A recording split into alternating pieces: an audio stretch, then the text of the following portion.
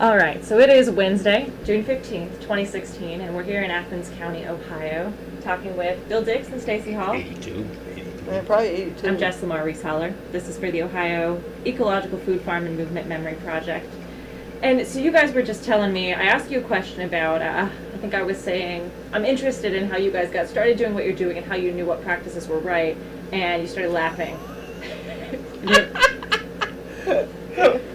That Rodale book we had, the Encyclopedia of Organic Agriculture. Yeah, but why did we start trying to make money doing it? Because I was a small-time contractor, and I decided I was tired of that, and I knew that it was going to lead me just to joint degeneration, which it eventually did, compounded by my other farming experience. But so maybe in 82, I moved in here December 1st of 83. So right after that, we started to try to be organic, diversified vegetable producers. And we were selling our vegetables at the Athens Farmers Market, which at that time had about maybe not even 10 producers. So it was a fairly new market. It was a flop deal. Yeah. And grocery stores and grocery restaurants. stores, right. So I think of Athens as being such a kind of hub of local food culture in Ohio. In the early 80s, was that all just getting started? Yeah. Well, you got to remember that in the early 80s, anybody that ate granola was a health nut. Yogurt was basically unknown. It was certainly not a commercial product of any consequence. And so we slaved away and we did most of the work ourselves. And after about, maybe 8 years, we decided we could work ourselves to death and be able to cash flow but not have any money for insurance and savings and any other thing like that. Retirement, there was nothing like that. We could cash flow, we could keep the lights on, but we could not make money. So what led you guys to want to go into growing food to begin with? Can you just start off by telling me a little bit about each of your early lives and what you were doing before all of this? Personally, doing anything else scared me to death. Did you grow up in a farm family? No. Okay. No, I came down to Athens to go to OU in 71. And tell me what you mean when you say to do anything else scared me to death.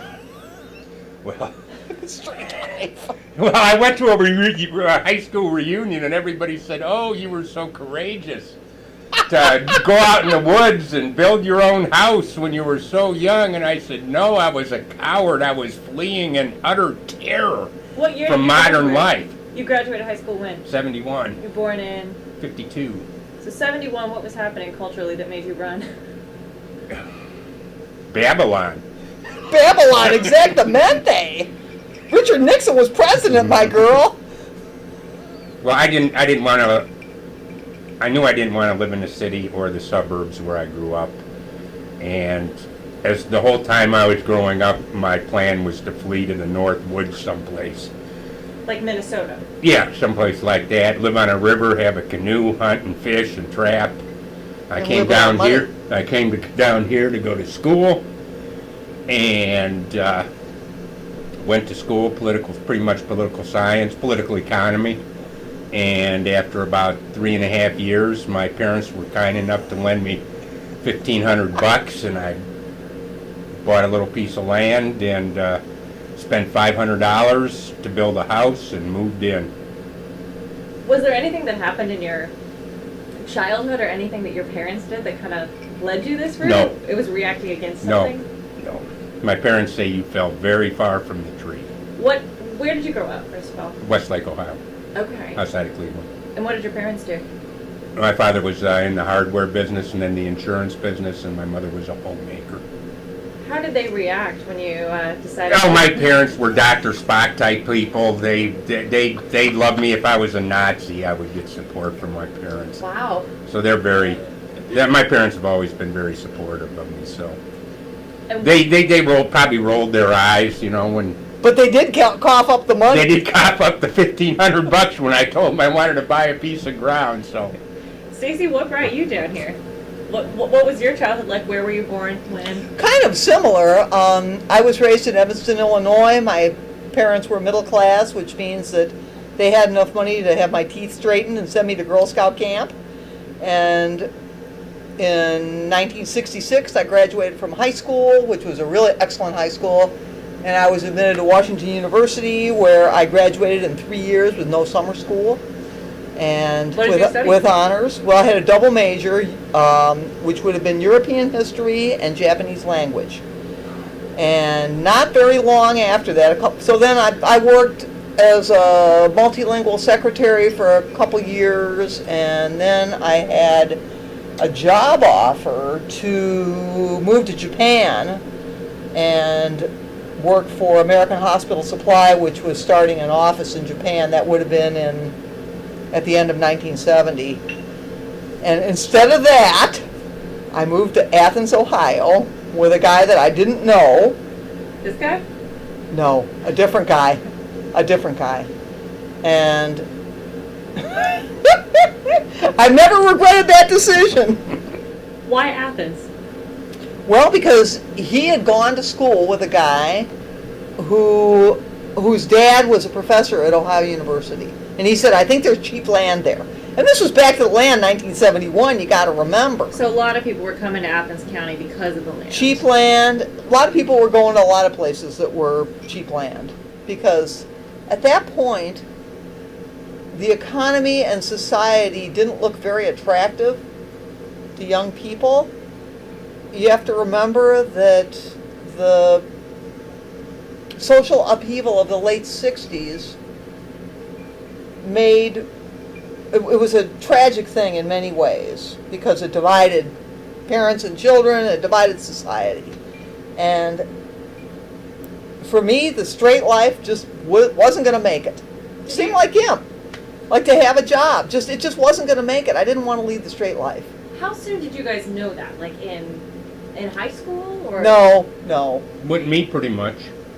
I went through a period when I came to OU where my other career path would have just to stay institutionalized and keep getting degrees and then teach. Didn't appeal. That's the only thing. I'm not very handy. I could have been a lawyer, and that didn't really appeal to me too much. Right, and same for me. And it comes down to a lifestyle choice of how you want to spend your time. You want to be inside or outside? Well, I wanted to be outside. So that cut off, right off the bat, probably 85% of any job I could have taken. Now, when you think about your peers and your cohort at the time, were most people you were around making these same sorts of decisions? Hell no! Well, yeah.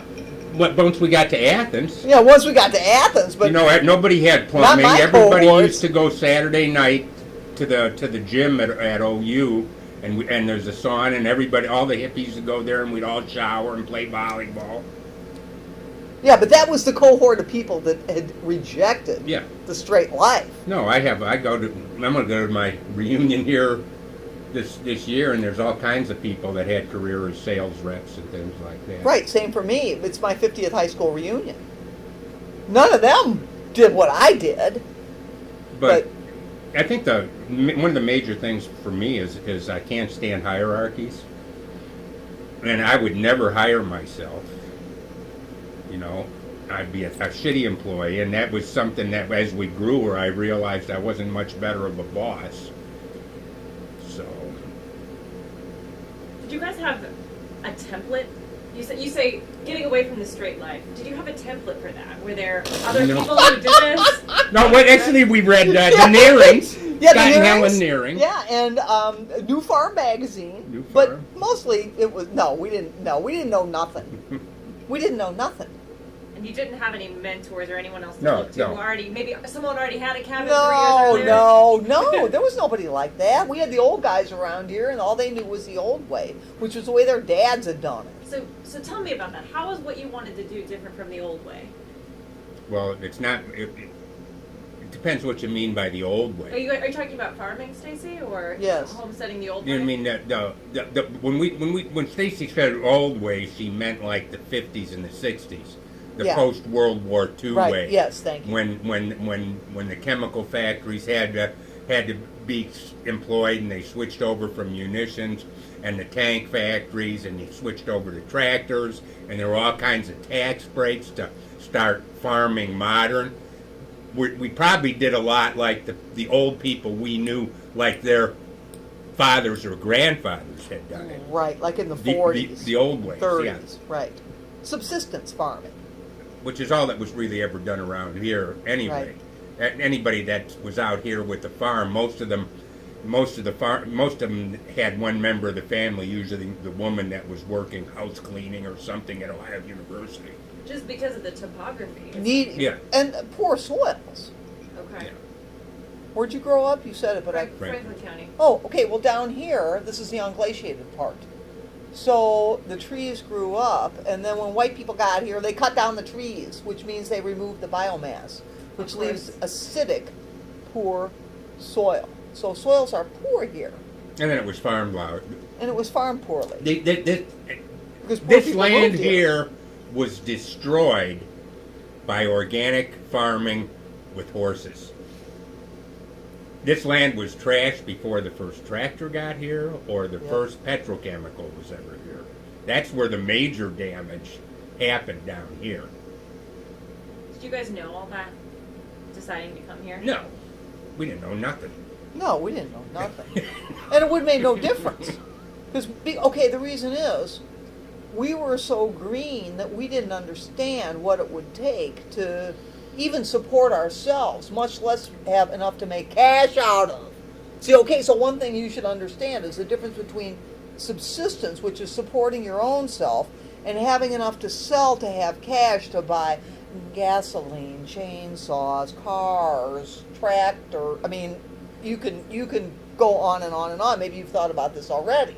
Okay, then. Well, tell me more though. So, how did you navigate that decision? Because you talked about coming here and doing the homesteading subsistence thing, but then at some point, relatively early on, after you moved in, Stacy, it became a vision of Oh no, selling way cash. after. Way after. Okay. Oh, yeah, and then- what's the timeline? So you moved in '83. Well, I moved in with him here in '83. I moved to Athens County in '71, so I already understood a little bit about what it took, but not that much. What had you been doing in the gap between through the '70s here in Athens? Well, the guy I was hooked up with was a leather worker, so we were living in rented houses for, I think the most we ever paid was $50 a month. And, we were poor. People say, why did you live that way? And I said, because we were poor, and poverty now is a lot different than it was in the 70s for us. Because poverty in the 70s meant that you had to make your own food, and you had to have some chickens, and you could pay You had your to go rent. out into fields after the corn harvest Right, and pick to up glean- the ears to that glean the picker corn. missed so you could feed your chickens with Right, it. so we bought a bunch of worn-out laying hens for $1 a piece from the little chicken factory, which was not much of a chicken factory. But we had to drive to Meigs County to get it from Amesville, which was probably 50 miles.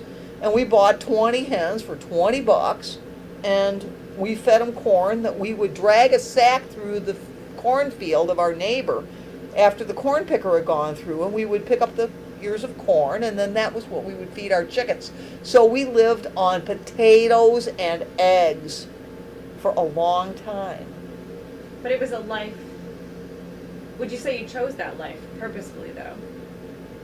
Well, I suppose no. I would say I rejected that other life of moving back to town and getting a job. No jobs, no shiny shoes and nylons and Yeah, me too. It is fluorescent lights for me. That period of time, it was all about rejecting. It wasn't about embracing. Exactamente. Yep. So you didn't necessarily know what was next. You just knew which part the answer was no for. No for this straight life, and Right. We knew and what we was could next make as it. much as you know what's next. I don't know if I know what's next. But Well, that's exactly. the point.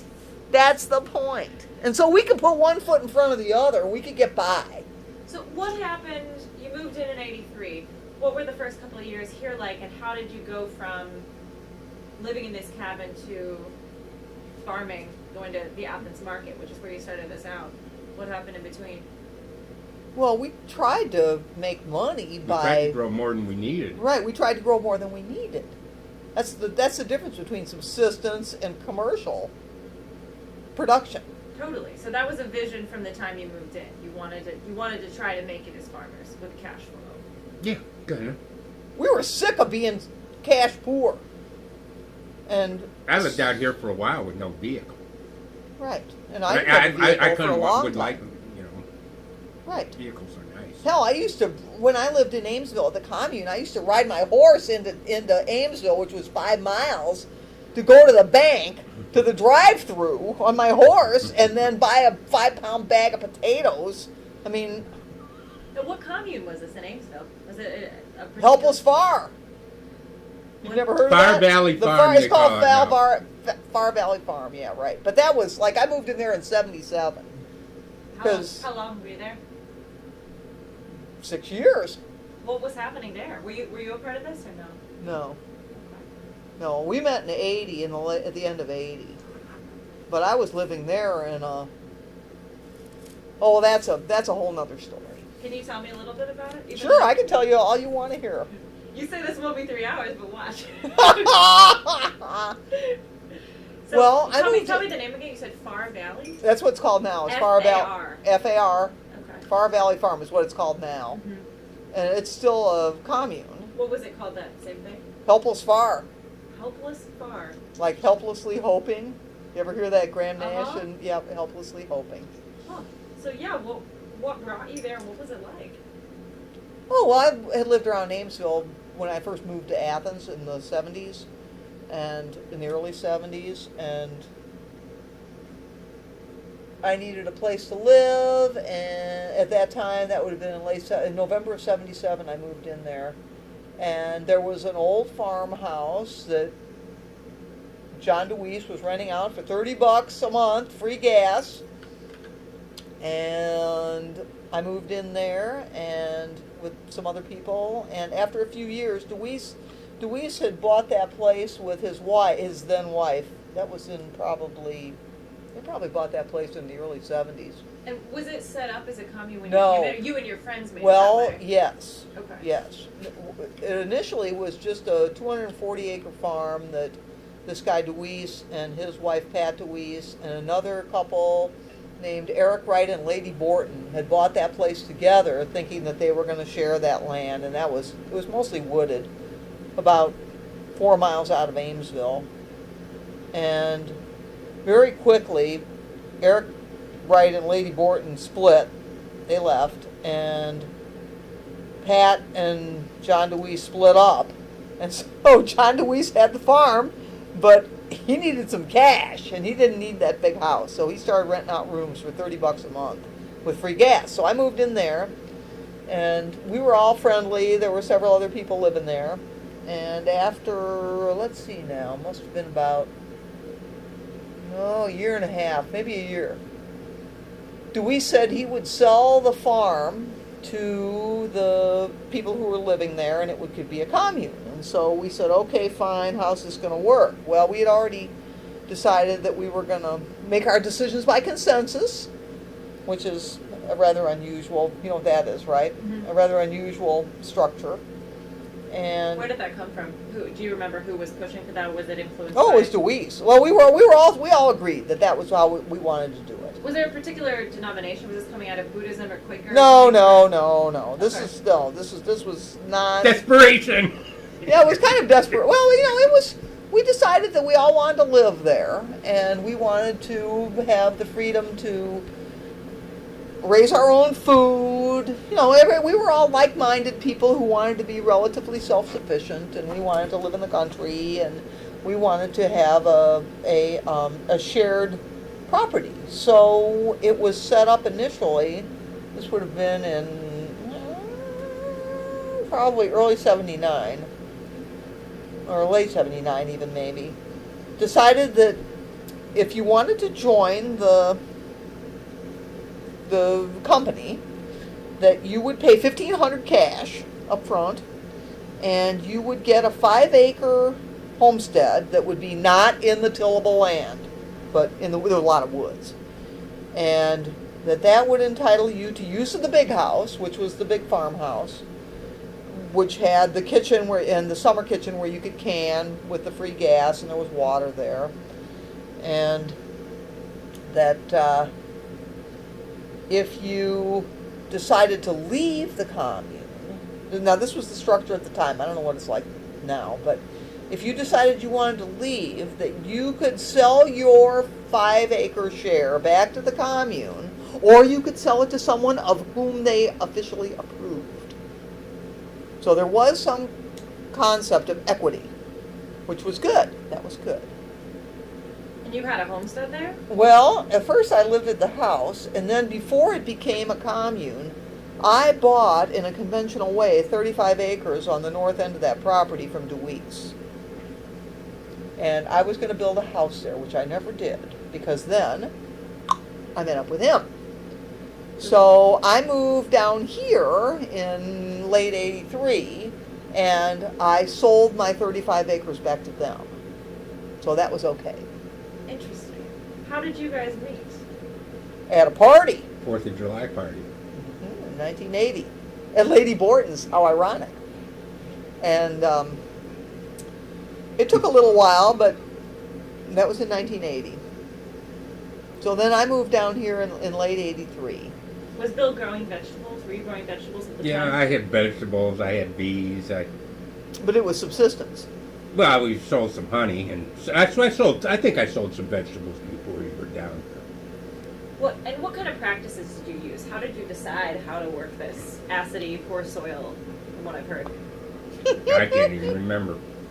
Try to get some manure, and You had a rototiller, didn't you? yeah, I ended up with a shared ownership, I think, in a Troy built tiller. You were doing organic, even if it wasn't, We always gardened organically. Once we started with the bigger farm and the grasslands, that was not organic. The dairy. I mean, you can't start out. You either have to spread some fertilizer if you're on impoverished, unless you got 100 years to work on it. With no debt. May we all be so lucky. You can buy some inputs, or the way that we built these soils mostly was buying things that were grown with inputs and feeding them out here. Buying the hay from the local farmers, and then feeding that hay to animals on our farm. And those local farmers were either A, depleting their soils by taking hay off and selling them to us and enriching our farm, or B, they were maintaining their soils by using fertilizer.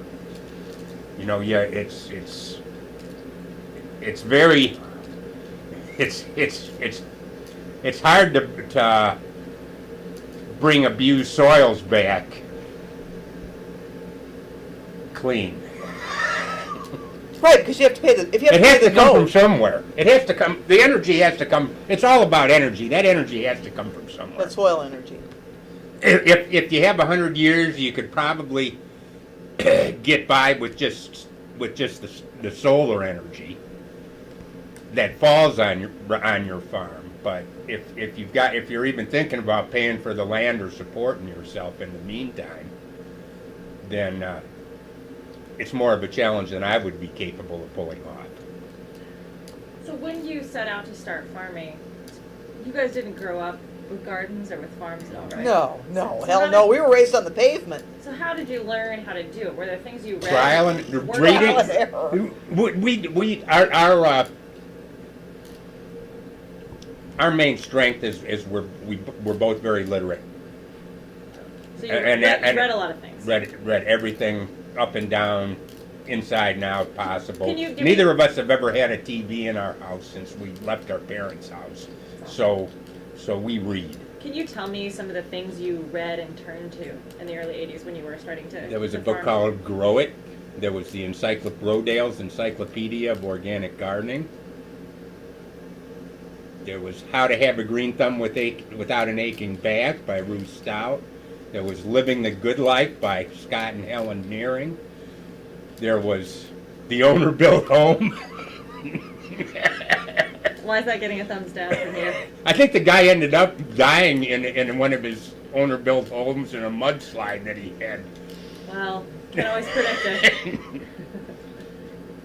So there was, there were a few kooks around, and so we just read all that and then just started making mistakes. When you say a few, are we talking 15 other people with cabins doing similar things? We're talking like 3? No. Oh, there were a lot of people. Who did you talk to that would have ever? Oh, no. I mean, not too much talk and just. Except when we started to milk cows, then a lot of people helped us that were in the same stage of growing that we were. Yeah, in the early 90s. In the early 90s. Ed Perkins is out here, right? Pardon? Ed Perkins. He lives Yep. near Athens, yeah. So he was farming then, but Other side of town. I didn't know him. no. Right, but after not too many years, we figured out that we ain't going to make it in the diversified vegetable business. How We ain't come? going to make no because you either have to have mechanization or scale, and we were unwilling to go for either of those. And I would still posit that it'd be very difficult for you to find a real economically sustainable, viable, organic agriculture vegetable farm in Ohio. Because And I mean a farm that actually is profitable enough so that when the main people right now are exiting, somebody can come in. First of all, only one in 10,000 people trying to take over a farm that a very exceptional person has built is willing and able to do it. And not only do they have to accomplish what the farmer has accomplished, which is a miracle, but they also have to come up with the money to support that retiring farmer to live the rest of his life. So a farm has to be able to support 2 generations. The exiting generation in their retirement and the entering generation. And continue to grow. The entering generation must continue to grow because of consolidation, because of the way things are priced, especially in the commodity business. And organic agriculture is Is a becoming commodity. commoditized. Right. Now, the caveat to what I just said about the multi-generation farming, the ones that can work are possibly some of the Mennonite and the Amish farms, because once a young man starts to have kids, they're his slaves till they're 21 years Right. old. Free labor. You cannot compete against that. The rest of us cannot compete against free labor. So you guys aren't saying this as like a beautiful utopian ideal, like a farm should support 2 generations. What? You're saying like It's got to. You're saying that's This is practical. that's like a reality. This is financial practicality. Think about it. It's numbers. Like, okay, let's say we're going to make you our heir. Okay, you're what you take over from us is going to have to support us. Right, I can't just kick you off and No. Because otherwise it wouldn't work. So it's going to have to support us and you for okay, I'm 68. It's going to have to support me for, let's say, 20 more years, and maybe in my dotage. And then you're going to have what it's going to take for the next generation coming in to support you and think about it. And what This is all about You know, practicality. This is not about idealism. everybody can pretend things, and you can even kid yourself.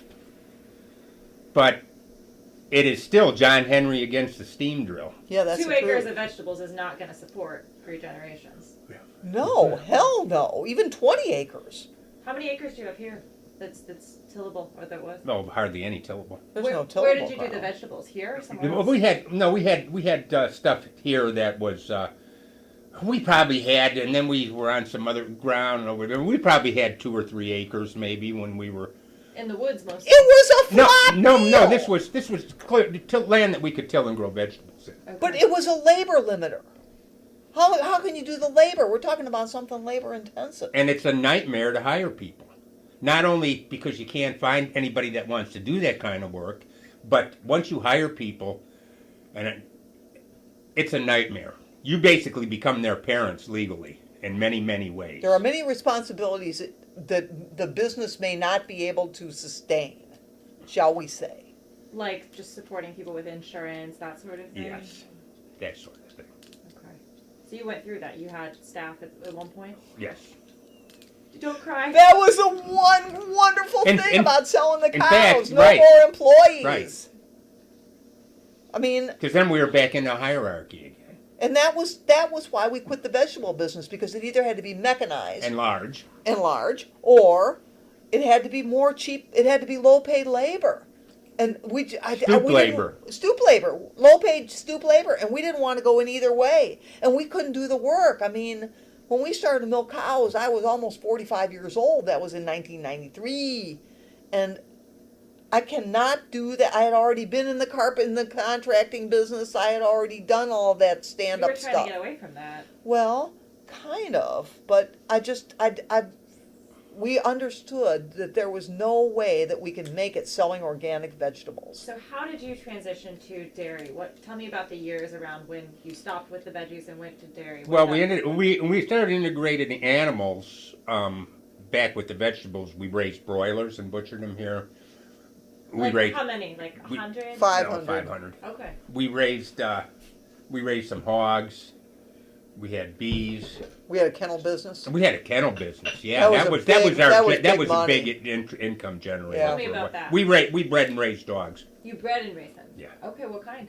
Jack Russell Terriers, Like that guy. and we were about the first people in Ohio to have them, and we were some of the first people in the United States with Rottweilers, and we raised them. In the early 80s. So that supported some of the... And Yes. and we Yes. got into both those animal breeds, and then both those animal breeds got high. So we were selling Rottweiler puppies back in the mid '80s for $600 a piece, and that'd be the equivalent probably of $2,000 a piece now, or Yep. something like and that. she'd have like 8 pups. And that's where a lot of that's how when we started to get ahead. So you're kind of dog farmers too. Yeah. Yeah. We were livestock farmers. Yep, we were. And then we were able to buy another piece of ground here on a land contract with a small down payment, and then we got some beef cows. There was a house there to rent. That's what really helped us. And they were beef. We got a small herd of beef cows, and that's what we sold. And we got our first dairy heifers. We started milking with 24 heifers. And all here on this property? Near here. Near here. Right near here. So how many acres do you guys have total? Or did you have then? There's 50 here, and then there was 122 over there. Right next. Right. You drove by. Not quite contiguous, but close by. Okay. And then we bought another 70. And then we rented another 30. And then in 2001, we bought the Meigs County farm where the plant is. And there's Okay. 345 there. And a lot of our financial success just had to do with luck and timing. We were fortunate enough to be in a period of time when land was appreciating. We were willing to take risks and leverage the equity that we had in it. That's the deal. That might not always be possible. There's a lot of people that are smarter than us, that have worked harder than us, that haven't made it just because things haven't broken as well for them. But we were able to take the risk because our land appreciated, so that we had the collateral to borrow way, way, way more. Way more. So you're telling, it's a different story and a different kind of emotion I'm hearing now versus describing the veggie farm. It seems like something started working right. When Yeah, we started making the money. Yeah. So And the dairy business was, even when we were milking 50, 60 cows and doing the work ourselves, we were making money. So just you, 50, 60 cows. Yeah. And a relief milker. But for 3 years, the first 3 years, we worked without one day off in 3 years. And we already were not young, but we could do it. I mean, you got to do what you got to do. So you started out what year? Did the cows In the come? dairy business? 93. 93. We started milking in March of 93. So 93, you still had the broilers and the vegetables? No, Well, that fell by the wayside pretty quick. we did the dog thing, though. Yeah, we still had dogs. So when you were doing the dogs, I'm just trying to set up a timeline. So you started out, came here in 83, did the veggies for like the mid 80s or at the Athens Farmers Market? Yeah, we kept on. Yeah. We kept on. Until the 90s? Yeah, well, we had, we never had any beef cattle here, no. Yeah, we're We bought that farm over there right nearby where we started to milk in 1990, and we started to have beef cows right away.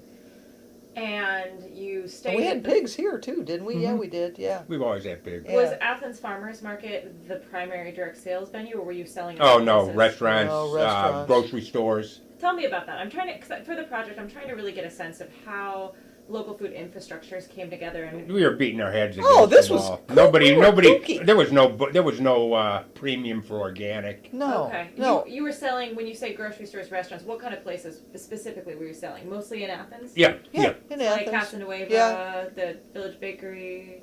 No, that wasn't there then. Okay. So No. where? Oh, that I remember very clearly being having some beautiful bok choy and taking it to Lamb's Garden, which was a Chinese restaurant. And she looked at it as if it were covered with slugs and told me she wouldn't pay 50 cents a pound. And I just went, okay, then fuck you, basically. So no premiums. No, hell no. No, this was kooky, man. You don't get it. People were health nuts. there was one little health food store Which was was in Athens. tiny. It's called the Pharmacy, Still which is there. still a very Yeah. Right, but it's gone through a couple iterations of yeah. owners since then. So how did you were growing organically for a reason. How did you communicate that to people? Did you just not say anything about it? No, we probably said something, but nobody was They gonna didn't care. nobody's gonna be able to sell it for more Right. because it was organic. What Right. about at the farmers markets? Were people specifically seeking out organics for No. health reasons? Or? No, I don't think. Well, there maybe. I think we might have. We said Maybe it somebody. was organic, but you wouldn't get anything for it extra. So totally different world than we're in today. Completely different. we were ahead of the wave, Right. and Which being is- ahead is just as bad as being behind. I hear you on that. When did you notice the culture shifting in terms of organic being legible and meaning something valuable? I don't know. We gave it up way before that happened. Well, I don't know. So when anybody else, it's just an incremental deal. There was never any great change in any particular short time frame, which is good, because if things are slow and incremental, that means they might be real and last. And it means that the system can adjust without convulsing, Mm-hmm. which is good because convulsions are bad. We need to have more gradual changes. Absolutely. So there's a period in the 90s then when you're transitioning out of veggies. You've still got the dogs. You've got cattle, and you've got dairy cows all at No, once. when we switched to dairy, we sold all our beef cows. We need that money. We needed the money. That's how we capitalized the dairy. Okay, so lay this out for me. I'm someone who's not worked on I've been at a raw milk dairy, but what did you get? What did you need to have? To We get needed into the dairy animals, business? and we needed to build a little black building over there to milk them in. And we needed to have the A bulk tank and bulk tank What's that? and milking machine. that's the refrigerated tank where the milk goes into. Okay. When you're milking, it goes through the pipeline. So we had to have the milkers, the units you put on them. We had to have the little restraints, which we didn't know nothing. Oh my God, it was the stupidest thing in the world that we did, but we did it. It was very slow. We spent the time to milk 4 cows at a time, and it was very slow. But we didn't have very many cows. You said you had 50 to start it? No, 24. 24. Okay. So we could milk 4 cows at a time, and it was very slow. It was very laborious. The grain thing was all by hand. It was all by hand, and our pasture was really poor, really poor. Did you feed the cows all grain to begin with, or were they Well, grass? they had to have forage too. You but- can't feed a cow all grain. No, she'll die. They're not pigs. But it was very poor. They milked poorly. They were poor genetics. They milked poorly. We fed them poorly. But we made money. But we still made money. We sold right into the commodity market. This is back in the day. I mean, this is when there were small dairies everywhere. So tell me what that means to sell into the commodity market. Your milk goes and gets pooled somewhere and gets distributed, and you just trade it off to someone and get paid and it's done?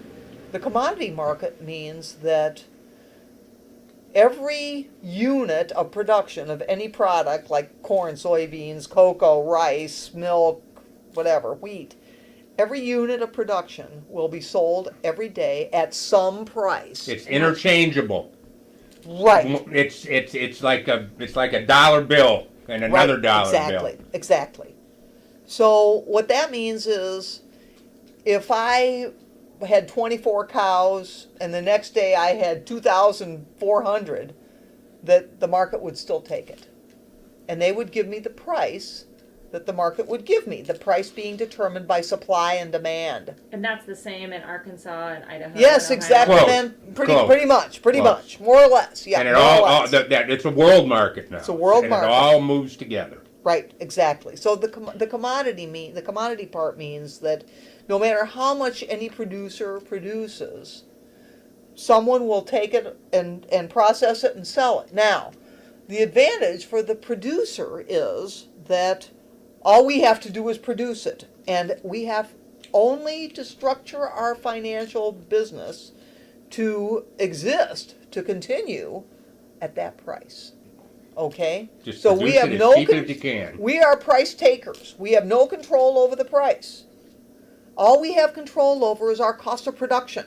And that was a very big advantage to us because we got sick of begging people to buy our stuff from us. Our organic vegetables that were so beautiful. So So we the alternative to the commodity market is direct sale. correct. Well, what that means, direct sales mean processing, marketing, and Grow. distribution. And growing. Right. So So that's all on you if you're selling veggies at a market. Yeah, Correct. it's 3 or 4 businesses. correct. So if you're selling milk to the commodity market, you take it someplace, someone picks it up from you. That's all you handle. We it just from here. we don't take it anywhere. All it has to do is come to our bulk tank. They will send their truck to our bulk tank. They will pump it into our bulk tank, and they will take it to the plant. They will process it. They will. And then it would be marketed by specialists that have marketing skills and focus. And distribute it. And by distributors that have trucking companies that focus on trucking Right. and are efficient at trucking. And those are the efficiencies that you're fighting against when you try to take all that on yourself. But you also don't know where it goes. It gets picked up by somewhere. and Right, it but goes- I don't care where it goes. That's not my part. That's not my part. I don't care where it goes. That means absolutely nothing to me. That's their business. All I can do is mind my own business, which is milk production. But did you change that at some point in time? You started doing something different. Well, sure, I could become somebody like Warren Taylor and build a milk Well, processing plant. we did change it. Once there was a market for a differentiated milk, Right. we started making differentiated milk to Right. Warren's specifications. Can you tell me about that process? How did this market emerge, and how did you become aware of it? Well, we knew Warren. We were pals with them We from knew long Warren ago. and Victoria, before any of Years. this happened. They said Years they before. And they moved wanted, here in and the it was 90s. Warren's Years ago. dream was to build a processing plant and run it.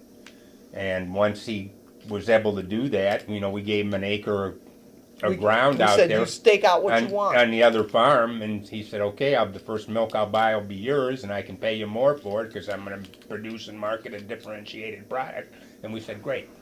And when you say differentiated, does that mean grass-grazed? The first differentiation was no BST. Right. That was the first differentiation, and that was right when BS. That's hormones. Yeah. So this was in the 90s? No, No. actually, he started that plant in 2007. Yeah. But we hadn't ever used BST. How come? Didn't suit us. Didn't We suit us. we couldn't feed them. Tell me more. What do you mean? Okay, do you understand what BST is? But bovine somatotropin, bovine growth hormone. Do you understand what it is, how it works? Kind of, but Okay, I think let you me- should let tell me give you- let It me give you makes a them- quick- It makes them grow. No, it doesn't make them grow. Oh. Okay, it is the Just hormone. the opposite. Right, exactly. Okay, it is Good, the I'm glad I'm hormone learning. which cows naturally produce bovine somatotropin. Every cow produces it. And it makes her partition her calories, her energy intake, to either produce milk or flesh, fat. So she's going to naturally do that. Make sure she gets. Well, Well, basically, it partitions it moves the energy to milk production. right. So, and its most common use. We were always a seasonal dairy, which was a screwball dairy. And cows have a lactation curve where when they first freshen, they make a lot of milk, and then they kind of after fall 60 off. days, Now, yeah. our animals had to breed every year in order to stay in our system. The main reason it's used in commercial dairies is these people those animals don't have to breed every Not year for seasonal. them because they're not seasonal. So All not right. seasonal means they're. They don't all have calves in March and April. Okay, remember, she has to have a calf before she produces milk. So we never made milk in winter. So if the ones that are on a year-round cycle, they're just kind of artificially. They breeding can and milk having- more than 10 months. But how does that happen? Because they're having babies on different cycles, all staggered. Yes. Yes, Okay. exactly. Exactly. once when a cow first freshens, she's making a lot of this BST. She makes a lot of milk. As she gets staler in her lactation, it goes down. Okay. Her milk production goes down. Well, these people with the high production in the Holsteins, they can't get that cow bred back on it when it should be, so it has another calf. She won't keep an embryo. They can't get her bred, but they want to keep her, but it's got to be economical to keep her. So once she gets into late lactation, they start giving her BST, and that'll keep her milking good until they can get her bred, and she can still stay in the herd. Get it? So it's not that they're having more baby cows; it's that the BST keeps her milking when there's not a baby. Correct. Yes. Okay. Although if you give a cow BST, recombinant BST, and it's not BST, there's a difference between her naturally things. It will tend to cause her to have more twins. Okay, but let's leave that behind. That's just another thing. And when BST was introduced in, they found the human populations that were drinking that milk tended to have more twins also. So that's what I wanted to ask. So it sounds like for you guys, not using BST was a very economical thing because you were running a seasonal dairy. You didn't need it. And it wasn't groovy. Plus, you got to feed them to support that milk production. You can make them produce more milk, but you got to feed them to make it happen. So it drives their appetite too when you right. They got to eat more. Okay, milk production, as you may know as a woman, is a very caloric intensive thing. When women are lactating, they lose weight. When cows are lactating, they lose weight. The more milk you're making, the more weight you're going to lose. It takes calories. So you got to feed them. You got to. It's not straw into gold. You can't just give them this little shot in the tailhead every 2 weeks and then the money pours in. Right. But it's not an ethical thing for you guys. Cause I hear this. No, it's not an ethical. Well, I mean, BST was. I didn't. But at that point, yeah, it was. I didn't want to give those cows BST. It was just another system that we didn't need to participate in. It didn't fit our thing, and we think recombinant stuff we don't need that. And recombinant BST, it's made by, that's a bacteria. So the difference between BST and recombinant is BST is a natural product and... Every cow produces bovine somatotropin. Every cow produces it her own cell. The BST that they're injecting cows with, they just want to mimic. Right, it's made by bacteria. The stuff they inject them with is made by, it is BST, but it's made by bacteria in a vat. And it is slightly different. It is slightly different. Okay. But it doesn't fit our system, and I think it's bad for the dairy farmer. I think it's bad for the industry. I think it's just a bad deal. So when you the industry didn't need more milk. Right, we didn't need more milk, that's for sure. Had plenty. So when you started trying to work with Warren and market a differentiated product, what you said one of the things that differentiated it was that it was without. That BST. was his first thing, was no BST, and we said no problem. And pastured cows right. Living outside. And was that an ethical thing for you guys, or a health-related thing, or a marketing thing?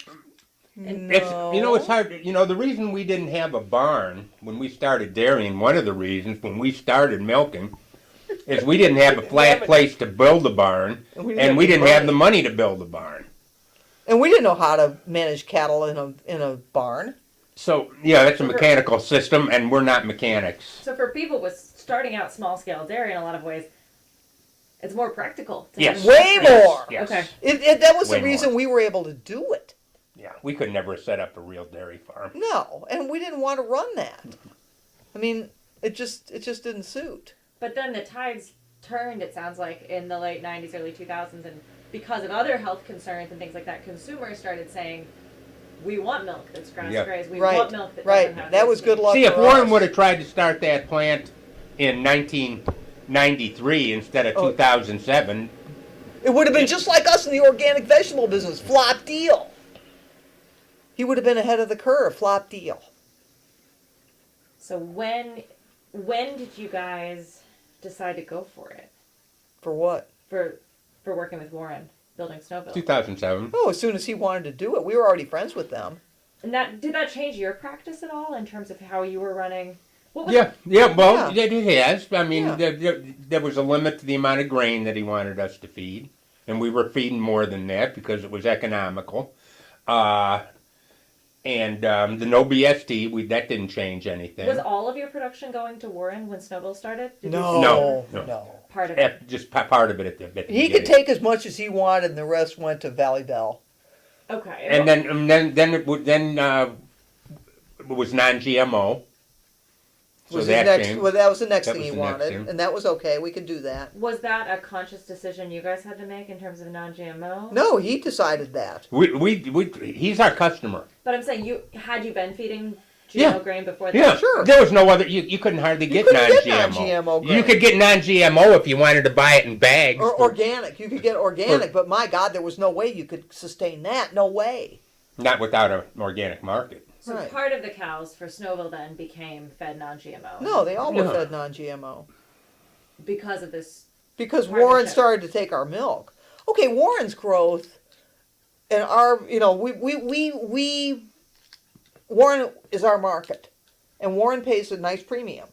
So we changed our practices as Warren's market grew. We were able to supply him with what he wanted, but he had to pay the premium. You can't do that on the commodity price of milk. There's no way. What happened to the rest that was going to Valley Bell? It just got mixed Oh, in that- with everything else. It was, Right. but it was still not. But see, once Yeah, but- no. By Well- the time it was non-GMO, he was taking all of it. Yeah, he was taking all of it by that Okay, time. so he did. But that was only a few years ago. Okay. That was like 2 years ago. And what was your farm called? Did the names change? The over- brick. That's that farm. See, we started out milking up here, and for a while we ran two farms. And they For each- 7 What years. were they called? The one was called Big Rumen Farm, and the other one was called the Brick. Big Rumen? Yeah, Like cow part? Yes, like cow part. very sharp. So how come they were two different ones instead of one consolidated thing? What? Because they just happened to be 8 miles apart. Oh, okay. So you give. We started over here. Okay. And then that was in 93. We started over here. We bought that farm in 1990 and we started to milk cows in 1993. Then down there, we bought that farm in 2001 and we started to milk cows in 2003. We had to develop it into a dairy down there This is in Meigs in County, Meigs County. Yeah, where the Snowville plant is. is. So what was there before? Just kind of. It was Nothing. a guy was growing Crop grain and hay and had a few cows. Okay. Wow. And that was a much bigger piece of land and lays nicer. And that's when we leveraged all of our equity that we built in this piece of land and borrowed against everything Borrowed we way could. more. Way more. So you grew a lot. Well, we started with 24 cows and then we maxed out at 400. Along the way, were you thrilled about that? Were you like, yes, growing? Oh yeah, more cows all the time, yeah. How come?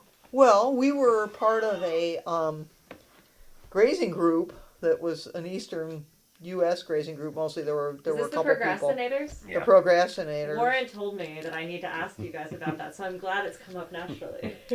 So everybody at that time in the group was like, more cows, go for it, expansion to the max, and we did it. Everybody was doing it. And now part of the reason that we were able to do everything we did was the Cornell Dairy Business Summary. The Cornell Dairy Business Summary is a software program that was developed by Cornell, long ago. And it is a business analysis, a business financial analysis that enables every producer to track every dollar that comes to your hand. And that means that it's going to ask you a lot of questions about how much the house you live in is worth, what your personal vehicle is worth, how you get all your money. Like some people have grain operations on the side, some people have inherited money, some people have other, their wives have jobs, all those things. So it accounts for all those things. And then it also accounts for everything that is in your dairy business. So not just cash flow, but like how much your equipment is worth, how much your land is worth, how much your cattle are worth. All those things are on the plus side, and it takes all those numbers and puts them into a software program that comes up with the ratios that bankers want to know.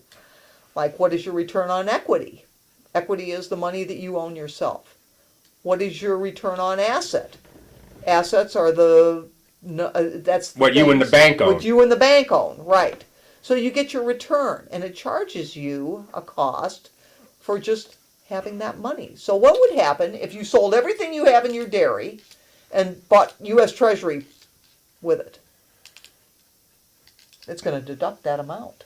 The return on U.S. Treasuries will be deducted from what you get. That's the You see? opportunity cost That's of the the capital opportunity you have cost. tied up. You see what I'm saying? Anyway, it's a real it's a real number. it's real numbers. So that allowed you to. That gave us the confidence, and that gave our banker the confidence Okay, so that's when you were able to get. to borrow the big bucks to develop, to buy and develop that other farm. Okay. Because not only did we have to buy it, but we had to build the parlor, build the holding lot, build the lanes, build the water system, It's a lot of infrastructure. establish the grass. Everything you see there was not there. Was there ever the option to just stay at the scale you were at and No, be okay? we'd be broke. Okay, so financially it was totally necessary to grow. Okay. You Go ahead, ought to Marty. read that book that super capitalism. Yeah. You should write. You should get this. Well, Under never our mind. system, Never mind. there is a constant drive. I can write it down. There's a constant You drive should read this book. that the price to efficiency. There's a constant squeezing of margins. Which And will one of the increase. reasons why It we increases. expanded is we didn't want to just have to, once we were done milking, just chop up the farm and sell it for housing lots in order to fund our retirement. Okay, so check out this book. It's called Super Capitalism by Robert Reich, whom you may know. Remember Robert Reich? He was the Secretary of Labor under Clinton, Bill Clinton. Robert Reich. It's called Super Capitalism. It was written in 2008 or something. No, let me see. It was before the crash, I think. But it's a very simple concept. You'll read it and you'll get it immediately. But it's a very interesting concept, and I think it'll be very interesting for you at your stage of life. How so? Well, because it's a very simple thing that it points out. It will point out to you something you already know about how things have changed since 1960. Well, I wanted to ask you because you guys The started. advantages. The advantages that people now have and the squeeze that they're under. It explains how that happened. Interesting. You know, it's not a real happy thought, but to a very large extent, if you're not growing, you're falling behind. Especially in the commodity business. That's a for sure. But I've got to ask you guys, you started off telling me about kind of back to the land movement, 70s, the movement you came out of and rejecting the straight life, but now we're talking about super capitalism and growth. Are those things... I heard a good thing. Those are Business- not at cross purposes. Bus- Okay. We just didn't understand those things back then. Okay. Businesses are started in poetry, but they've got to run in prose. I like that. Warren would agree with that. So I want you to tell me more about that, though, because this is, where I'm asking this, and you're like, this is not a contradiction. Making money, not living the straight life. But it sounds like for you guys, too, starting out in the 70s, you thought small scale was rejecting that other life. Well, no. We didn't think small scale was rejecting it. We just were so green. We didn't understand how things were and how things could be. We started out, we weren't small scale necessarily because we wanted to be. We were just running away from something. I was just running away from something. I had my own house. I was 23 years old. I owed my parents $1,500. I had my own house. The taxes were $10. I had no rent to pay. I didn't, I thought I was doing pretty. That was perfect. If I was there when I was 23, I Right. would have been It was out of the cash economy, is the point. Out of the cash economy. Didn't have many needs. Didn't have a car. Didn't have a phone. Didn't have an electric bill. Didn't have a water bill. Had no bills. No bills. But you either got money or you got time. So he had to walk up to the road, hitchhike to town, get to take a shower once a week. So clean laundry out and garbage out, groceries and clean laundry, and it took all the time there was just to live. It's the subsistence life. And that changed for you guys in terms of what you wanted and expected. Well, What you needed. we got older. We were less capable, and we began to think about what it was going to take as we got older. You always think about what's next. Right. What is next? You know, when I fled the city, it was thinking about what's next, and I didn't have much of an idea, but what's next was to have a little shack that I owned and a piece of ground that I could grow my food on. And then once that happened, then okay, what's next? And we're kind of laid back, but you know we're kind of ambitious too. We're ambitious people. And we are relentless preparers. We have always been meticulous preparers, For thinking for what's next. for everything that can go wrong. For what's next. You got to think about what's next, and farming honed that to a fine edge, my friend. I'm telling you what. Now, one thing I got to say, though, and you can put this right in your interview, is the thing that Tape's rolling. farming taught me is that control is an illusion. You can be a relentless preparer. You can think about every little thing that would be a contingency. But in the end, control is an illusion. You have to succeed, you got to be able to surf along. That is the deal. Because one thing for sure is what you envision is probably not going to happen. It's not a straight line like we think. Humans have developed to think that trends are going to continue in a straight line. That ain't probably going to happen. Look at how things have changed. We all thought that it was going to be the long emergency and oil was going to be short and expensive. Well, by God, that was wrong. Just for a small example. It's just kind of responding to what is. and You got it. everything. Eggs were bad for you. Eggs were bad. Butter was bad for you. Yeah. Although we always ate butter and We always ate eggs. And But that's one thing we carried. We knew way back when not to use hydrogenated vegetable oil. way back in the 60s, Yeah, How come? we knew it was bad for you. we read Rodale probably. Yeah, we knew that was bad for you, and sure enough, trans fats are bad. But, all right, enough of that little jag. Well, I wanted to ask you guys, one of the things I'm interested in with this project is the kind of like grassroots networks that people tapped into when they were learning how to do all of this and building this economy. So can you tell me a little bit about the networks that developed from the time you started with veggies to where you got when you were partnering with Warren and Snowville? You mentioned the procrastinators group that came together. I know you were, I think, involved in OFA. Stacy was. Yeah, I was on the board, but mostly I was just a crank. Tell me more. Well, I was saying sort of the same things to them that I'm saying to you right now, which is that if the most important thing in sustainable agriculture is that the farm family be sustained financially. Was that not a popular opinion?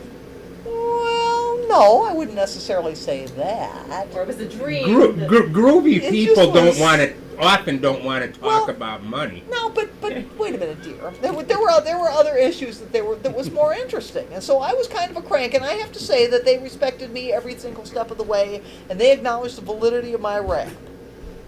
So that I got to say that. And my experience on the OFA board was really a good one, and I admire everybody's dedication, and they are true hearts and smart people, and it was great, and it still is great. You guys said at the same time you were.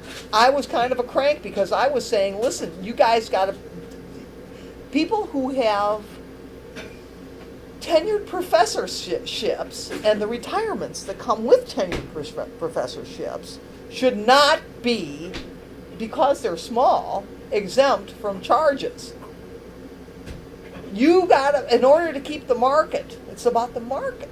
The market has to sustain people who are trying to make a living and pay for their farms and buy their medical insurance and have retirement income. And when you say exemptions, like with this hypothetical example, like exemptions. No, this was a real example. They were talking about making certification for small producers. Oh, this is nothing. Organic certification. Yeah, I'm talking about OFA. Okay.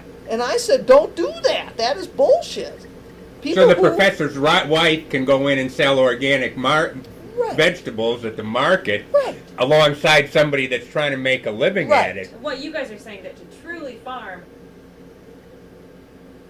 we're not talking someone who has a lawyer, husband, or wife who's Correct. sponsoring the farm. Well, yeah. Yes, basically. But I've a little bit kind of changed my attitude as I've gotten more discouraged about the ability of a full-time farm. That maybe that is a good model. Maybe that's the only Think we model. ought to get a break, huh? Interesting. No, the two income, the off-farm income and the on-farm income. Because I haven't really, I don't think I know, other than a few people that are working themselves absolutely to death and probably won't end up with a retirement, I don't know of any profitable organic vegetable farms. And that's a problem. That's a problem. Well, Right, if, you're it's talking not if you're sustainable. talking about sustainability, now there's a sustainability of people growing food and learning about it with a lawyer husband or a lawyer wife. That's sustainable, and that's not bad. In fact, that might be as good as we can get. And you'll read that book I gave you. And She's got a lawyer, husband, that- or wife. no, Mm-mm. no, No, but- that one no, we're giving you. No, that's no. those people. But- Those people might be the exception. Those people are the exception. But And get on the internet and read about but what their farm is like that now. guy Mark, who's her husband, he is a very exceptional person in that he is extraordinarily stubborn, and he has extreme stamina. And he, because of his stubbornness and his stamina, he's able to pull it off. But there are very few people that can do what he's doing. It almost seems like it borders on a pathology. It is kind of a pathology. I mean, Like go to You'll- bed at 1, get up at 4. well, kind of a, well, he has a lot of stamina. He's really smart. we're talking about this book called The Dirty Mhm. Life. Correct. by It's Kristen her Kimball. husband. It's her husband. Okay.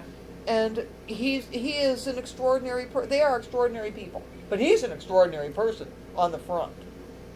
And because of when you're really stubborn and you have stamina, that's almost an unbeatable combination. As long as your body can hold up. Do you guys see yourselves in these Fuck no! No! Actually, some of the stuff, some of the stuff rang a lot more close to home than you reading that. Yeah, I Because mean, we've been through a lot of their, all their disasters. It goes, yeah, it's kind we've of done like a lot this of those disaster. things, but as far as them, no, I could never pull that off. If that's why I said fuck no, because I could never pull that off. Never. I mean, for one thing, I was too old when I started. But for another, I don't live to work. I like to work a lot. In fact, one time he said to me, "Oh, honey, we're such a good pair. I like to think, and you like to work." But which is true to some degree. Now, even they, to get started, had a benefactor. Correct. But you guys didn't have off-farm jobs. No, we didn't have Not off-farm since, jobs. not since No. pretty much at first, but no. No, we didn't have off-farm jobs. So why do you say you're so different from what they were doing? Well, they were younger. You're saying it was harder for you, but you still did it. No, I don't know. It wasn't harder for us. Well, it was different for us. It's They had a different. benefactor. It's a different time. Yeah, it's They're in a different one. world Yeah, than we exactly. were in. That's right. That's exactly right. They started way later, and they had somebody, a wealthy guy, who gave them 500 acres. To use. They didn't to use. Right. They didn't bought have to some of pay it for since. it. Right. Do you think things would have, say you were born in the late 70s and started out, or born in the 70s and started this out 10 years later, would it have turned out differently? Oh yeah. Maybe, I don't know. Yeah, Hard to everything tell. would have changed out. If we would have Things made would have any been little different. decision different, things would have turned out differently. It's hard to tell. I mean, But it it's seems like just- you guys were very successful. You made money. The dairy worked, right? Yeah. And that Yeah. was partly based And- on and- luck and partly and- based on work And and risk. we couldn't do it now. Risk We couldn't big. we couldn't sell we couldn't make any money selling commodity milk the way No. we did in 1993 and 94. Because No. that market was different too. Yeah, better price and the relationship between the inputs and Right. the product that we were selling Right. has changed. Completely. The margin's gotten way narrower or even shifted the other. Everything you'd have to buy to keep that dairy going has gone up in price a higher percentage than milk has So gone you up. couldn't survive with 24 cows on the commodity market now. Oh God, that's why there's no 24 cow dairies, I was girl. gonna say, so that's Back then there were. Okay. Right, so there it's were different. lots of 40 cow guys around here, lots, and they're long gone. Now that doesn't mean that those cows died and were taken away from production. No, those cows. What you got to remember is when dairies go out of business, more than half the cows, all the decent cows, the young cows, they get milked someplace else. That's the deal. And so the land may or may not be used for dairying. Around here, not. But In most places, a lot of places it'll go back to cropland. right. So it'll still be in production, and those cows will mostly be in production, and that's why margins are squeezed. That's the commodity deal. That's why the price of milk in nominal dollars is really no different than it was 20 years ago. So you just have to produce more, and that is driving the consolidation of agriculture. So what you guys to take me back to that moment when you first got with Warren and started Snowville and started selling a differentiated product. Compared to your years on the commodity market and the changes in the commodity market that you're talking about, what changed for you with starting to market this differentiated product? Well, the margins were getting squeezed, and then we started selling to Warren, and we were able to economically meet his requirements, and he paid us enough of a bonus so that our margins got up to where they were when we had started in '93 again. So we could continue. But that's going to continue to get more To competitive squeeze, and squeezed. Right, that's going to continue. How many years were you with Snowville? Well, from 77 until last year. 2007 until 2007. So, Wait, so 77? 8 years. No, No, 2007. 2007. It went from when he started until we sold our cows last fall. So, tell me about the end of the dairy. Why sell? We were Had sick of it. enough. Had enough employees, had enough work. Stacy's going to be 68. And? We had reinvested some of our profits. We're in residential real estate, so we're kind of landlords now. And we found somebody that was capable to take That's over the that key. farm. Lynn and Eric. Looking, I mean, We were knew able- Lynn from way long What ago. are their last name? Karcher. And we were able to make them a real favorable deals. They're going to have to bust ass to make it work, but it's going to be possible for them. We don't have any children to fight over our assets. We've got enough other assets because we got a lot of rental houses. We sold our cows, and we sold a bunch of equipment to them.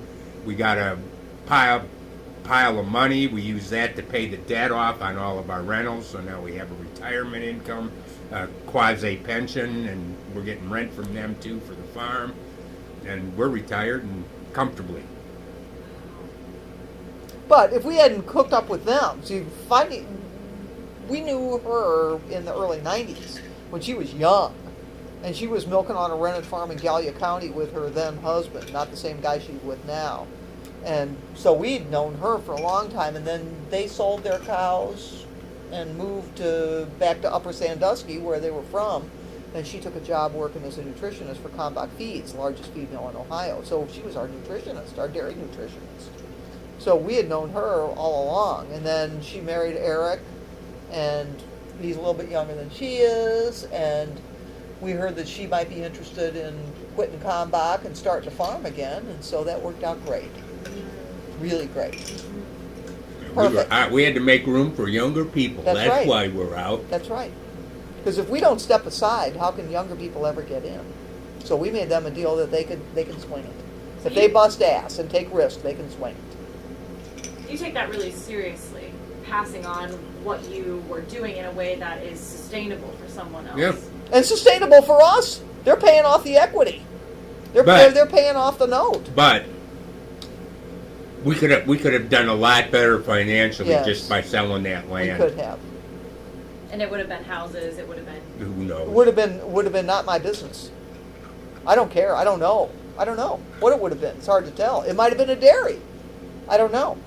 You know, Snowville's a real deal, and that's an attractive thing for somebody. But I don't know what it would have been. But we didn't know anybody. So Snowville would have gone with the No. sale? No, No. that's Warren's. That's We have no totally interest. different. We have no interest in that He business. owns the land, or he Yes, rents the he land? owns the land. He owns an acre. Okay. We own 345. Right, and he has an easement into that. But the fact that that plant is there is a huge benefit to that land as a dairy farm. So whoever is dairying can plug in. Right. And if Right. they did what Warren asks. Right. they Right, take and that that's the milk. only way anybody could milk there with the Right. economics the way they are. Because otherwise it would be too small. Or you'd have to build that infrastructure. No, it would be Yeah. too small. No, the dairy farm would be too small. You couldn't milk enough cows there to make a living if you didn't get a premium. I mean, it's come to the fact that... There isn't even enough good land around here to rent to grow the feed. Right. So if you were growing for the commodity market, take someone really naive about the dairy industry like me, how many cows would you need if you were just conventional to the commodity market to even make it? Like thousands? 500 to 500. 1,000, Yeah. and that'd be If you were a good way manager. low end, If you were a really good manager. and you did a lot of the work yourself. There's Wow. there's a lot of farms now, tens of thousands of cows. So selling a differentiated product with the premium Snowville is paying, you could get by with a herd of what size? 200? Yeah, 150. Yeah, 150. And that was manageable for you guys with a staff of how many? When we milked there, we had 2 employees plus. When we did with 2 employees. Because we weren't doing a lot of labor by then. Right. We Management. were running the business, but we weren't doing the labor. Somebody else was managing the grass and milking the cows. 2 people is all though. Yeah. Wow. Well, we had Eric a and relief Lynn, milker. Eric and Lynn are out there, and they have one full-time guy and a part-time. Okay. Is what they're running it with. Wow. That's, and they milk and set the brakes and mow the pasture and spread the manure and breed the cows and raise the calves and yeah, they work all the time. Was it ever a discussion for you guys selling it to them for less than you could have made selling it to whoever, or did you know that was absolutely? what you were gonna We do? didn't have Oh. any. That was No, we that agreed was on just that we right off the bat. somehow we've been together so much we pretty much Are the same person. are the same person. I mean, look at where we live. I love it. And when we just lived on for the last 30 some years, we've lived right on top of each other and we've worked together. So It's it kind was, of telepathic. yeah. Ish. Well, and by owning and operating a business and being so focused on the financial and economic scene, it was clear that it was much more advantageous for us to set this up for them rather than just liquidate it. Because we already were liquidating the cattle, which is a big asset, and the equipment, which is an asset too. And what are you going to do with all that cash? We did it on a like-kind exchange and bought an apartment building. That's what we would have done. Yep. But it's when you change, when your assets change form, when you liquidate some assets, you have to, there are conditions that are imposed on that change. You have to figure out what to do. This is enlightening. I feel like I have not yet had any assets. Well, no, you have not, of course. No, you're young and you're not in business for yourself. Oh, if I get a stipend in graduate school, I feel like I'm rich. I did work trade for 2 years. But I'm that's like, it, I'm making any but money. that's like being an employee. I'll tell you what to That's do. a lot Buy a less- duplex. I'll work on that. I'll let you know. But in any case, that's the deal. So that's why it was kind of a no-brainer. And when they appeared, and we were gregarious and friendly, and we try to be generous, so we were ready to give them the chance. And it left us with plenty. Left us with plenty. So Yeah. I gotta ask you guys: are you optimistic about the future of small dairy in Ohio? Do you think it's doable for people, or do you think it's like going to shit unless you? I'm have not cows? optimistic for civilization as we know it. Okay. And we have never been optimistic. That's why we bet. That's why I had my little house shack in the woods with no mortgage when I was 23. But you found a way to make it, and Well, sure we did. you never had to work under too many fluorescent lights or in too Well, many no. cubicles. We didn't have to work under any fluorescent lights. I'd rather dig a ditch. But who knows? Who knows about the future?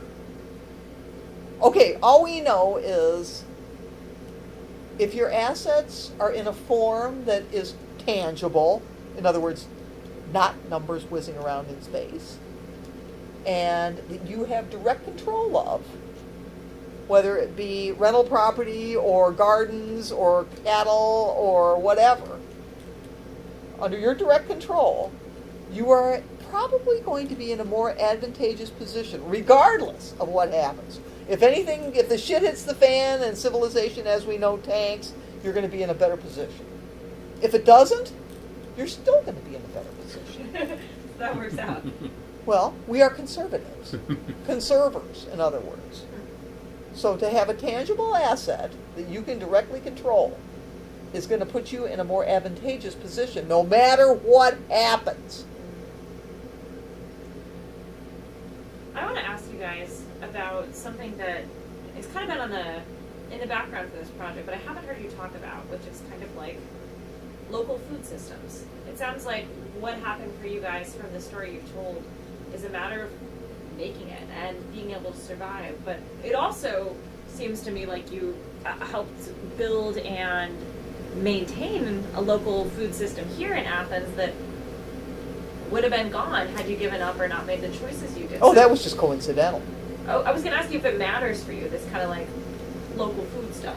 I'll tell you what matters to me the most. To a large extent,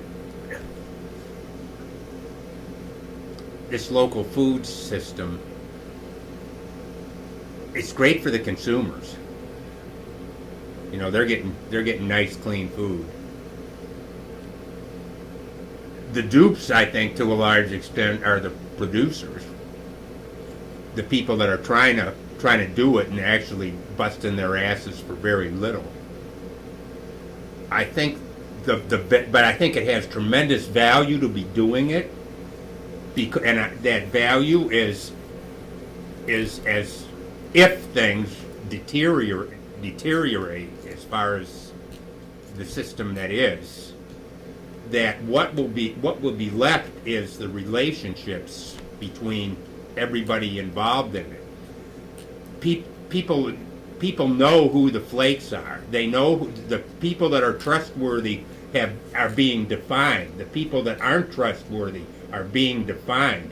The people that can work with the other producers and in cooperation, like in trucking and distribution, and the relationships that these local producers and consumers, I think, could be that just those relationships are going to could be much more valuable in the future, even if I think that that people tend to make more about what's really happening now, painted as a much rosier picture than it actually is. Okay, I agree with part of that. I want to make sure I'm understanding, so yeah. Go ahead, Bill. I mean, Go ahead and ask your question. So what we might have to take a break in 1 second because I might have to change the battery and check my recorder. But I'm hearing you say that the real benefit for you of the local food system is that networks are in place that will be really useful if things get really bad. I'm not totally sure what that means to you. Could you say more? Is that right? Yeah. But he means socially, right? Societally, Okay. right? Do you The mean relationships like are climate important. change or government shutdown? Oh, or? climate change, government shutdown, the loss of the U.S. dollar as the world reserve currency, and what that could lead to economically. I think that these relationships will be. There's a chance that these relationships will be much more valuable in the future than they really are now. To a large extent, what's happening now is like, and I don't want to sound too negative or condescending, but it's like playing house. Do you want to plug it in? I can plug it in. That would be great, actually. I got a plug right here. Just hand me the male part. And I'll But just there plug very it in. well might be a time in the future where this whole thing's going to have to be played for real, and what has grown in Athens could be very valuable. Okay, are we on here? Yep, Can you we're tell? good. We're Okay. still good. Interesting. And you guys, it sounds like are not so sure about the way things are gonna. Hell, in 1971, we thought that shit was going to crash. We still think that. Our timing was just off. That's what I was going to ask you, because I've been framing this question in these interviews in terms of like, well, wow, we do have a much more resilient local food system and organic system now than in 1970s. It maybe looks more like it did in the 30s and 40s. Do you guys feel that way or no? Yeah. Yeah, But absolutely. maybe that's not the bigger issue. It's resilient and local in a way, except the people that are the people that are producing the food are not getting compensated in any way, shape, or form close to what they would be compensated if they were doing the same amount of work as intelligently in any other business. Okay, can I jump in here now? You bet. Because here's what I was going to say before. I agree pretty much with what you've said, except that I like this local food network thing because it gives people a way to do what we say we wanted to do, which was have our assets in a tangible form and have the production under our control, which is what local food networks do. They give small people, like who want to have food trucks, or who want to have a microbrewery, or all those things, the cider house, all those things. They give people a way to sell their products locally. That's good because it doesn't cost very much to distribute and market them. And for them to have direct control over their own business, to mind their own business, not be an employee, for one. And to have a market that is known to them, and they are known to their market. What does that knowing the market and being known mean to you guys? Trust. It means everything. It means everything. We Credibility. As a way to sell. We don't go to, and not only that, but what you buy. Right. I mean, we buy from the local hardware stores. We buy from the local appliance stores. We don't get the things we buy for the rentals and stuff. We don't get them the cheapest. We get them from the local businesses, and we know, and we can have service. So it suits us because you can buy X product a million places on the internet, at Lowe's, anywhere. But I want to buy it where I can have service, where I can go in and say, okay, I want to buy a washing machine where it's got a fucking dial, or I can turn the dial and it doesn't have chimes and electronic and all that. I'm going to buy that. And there's someone on the other end who's responsible. There's Blackburn Appliance. We know those people. Some of those people buy hogs from us. Right. So that they are known to us and we are known to them. And they know that I want it to work fine, last a long time, and I'm ready to pay more for that to be the deal. And for them to be there to serve me. And when we do business, it's also a social interaction. Because I want them to thrive. Just like they want me to thrive. They're asking me how Snowville's doing. And they know that I'm not part of Snowville, but they associate me with that, and that's a cool deal. And they go, oh yeah, I buy that all the time. The guy who delivers the farm fuel, who's a truck driver of the fuel truck. Now, he doesn't make much money, but by God, he buys that milk. That's a good thing. That's a thing that is this kind of a thing. Yeah, because he's saying the same thing. This whole thing's knitted the Athens society together that very few societies are still knitted together that way. I was just going to ask you guys that. Is this an Athens thing? Oh, I'm sure it's other places too, but this is the only place we know about. But I'm sure it's other places too. But in our travels, when we were traveling with the procrastinators to all these other rural places, no, it was nothing. There was nothing comparable.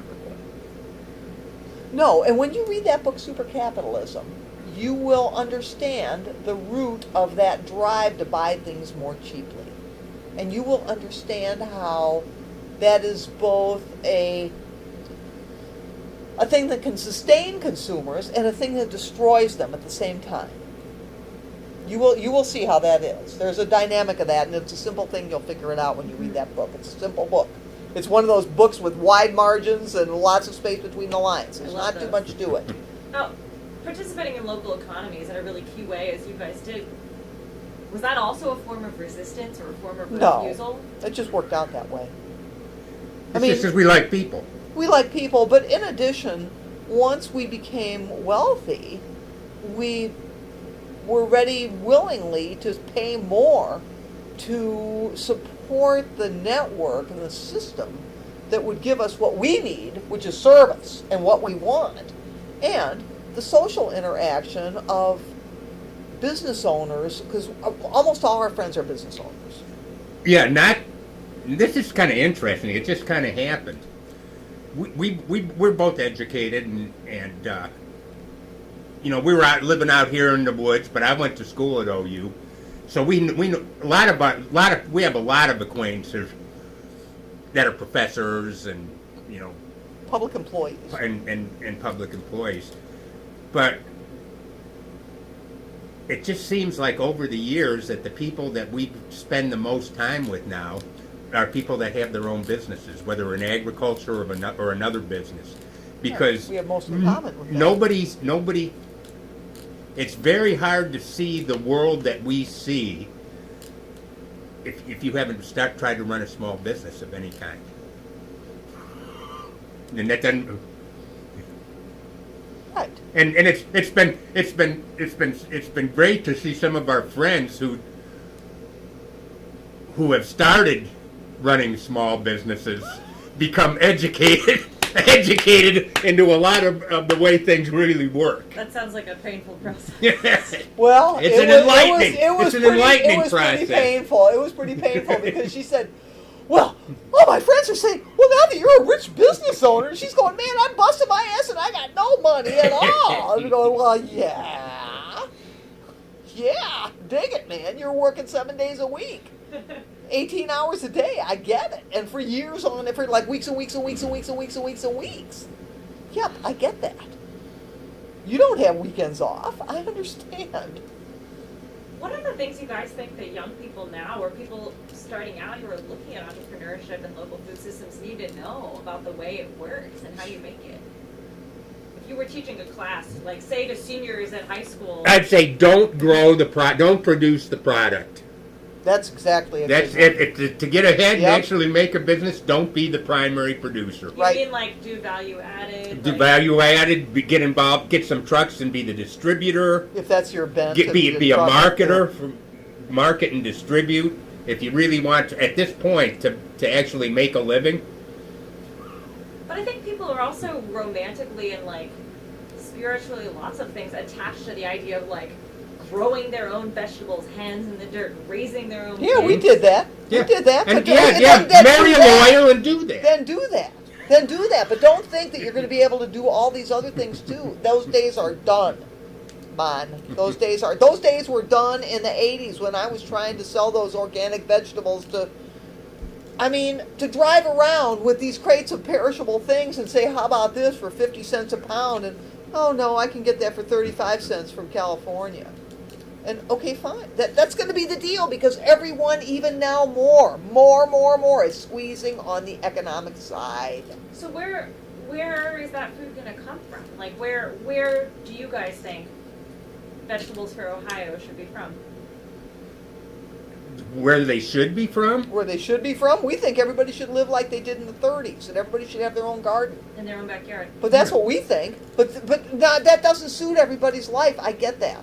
But you're saying it's not sustainable to be a small organic veggie farmer. No. at the market, Not right but- now. No. But you could do that subsistence, grow your own stuff, Yeah. and do something else. You Yeah. could. Yeah, for sure you could if you wanted to work hard. And as far But you gotta work. as where's most of the food going to come from, it's going to come from wherever you can get it in here cheapest, Right, California. and that'll vary. It's California, Chile, Mexico. Canada, Mexico. So you right. guys saying that doesn't mean you like that. No, No. But so what? What we like or don't like is completely meaningless. That's meaningless. So what? We don't even.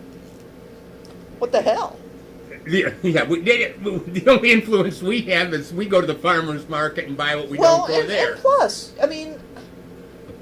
you can have all these ideals about how you think local food network should be, and you should think that everybody should buy it from here or there or whatever. But so what? That's completely irrelevant. That's irrelevant. That ain't what's happening. That's not the reality when the rubber meets the road and people come home from work at 5:30 and they got to have something to eat. But at the same time, have you seen consumers change since you got into this with Oh, the sure. Oh, veggie my God. The Oh, yeah. farmer's market was nothing.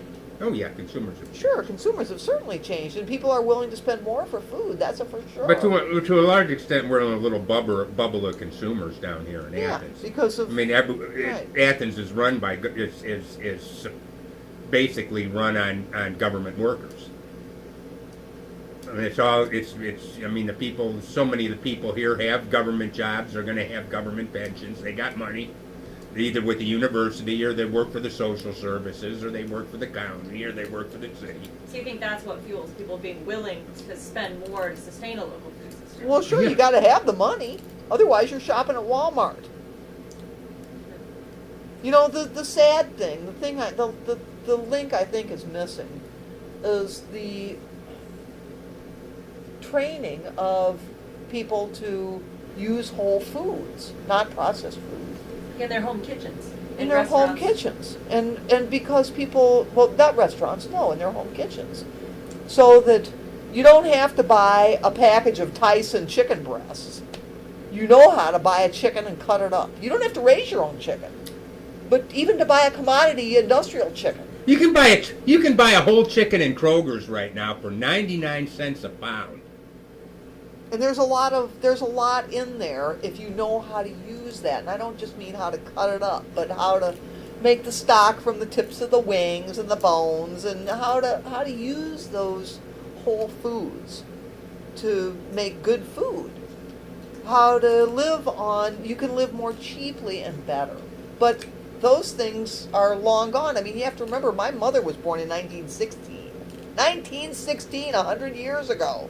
And she taught me how to cut up chickens and how to cook and how to bake cakes from eggs and butter. And I mean, and I was interested in learning that. And then when I moved to the country and started to do those things, I mean, I can live much more cheaply and better, eat way better than people who are not trained to use whole foods. I was just going to ask you guys if that came from the back to the land movement in that era, but Both. like you grew Both. up But with both. your But parents both. who had the memory Both. of doing it. But both. I mean, my mother taught me how to make white sauce when I was 8 years old, so I learned how to make gravy, and but in addition, I like to cook, and when it was back to the land, then I had to learn how to use the foods that I produced, which I did, and I enjoy that. And so we live on what we live on what we produce mostly. We don't buy too much. Just about everything we eat was grown in Athens County. Yeah, with some, I mean, Not I the buy coffee. not coffee and olives, and I do buy onions because I don't have a place to store them, and we buy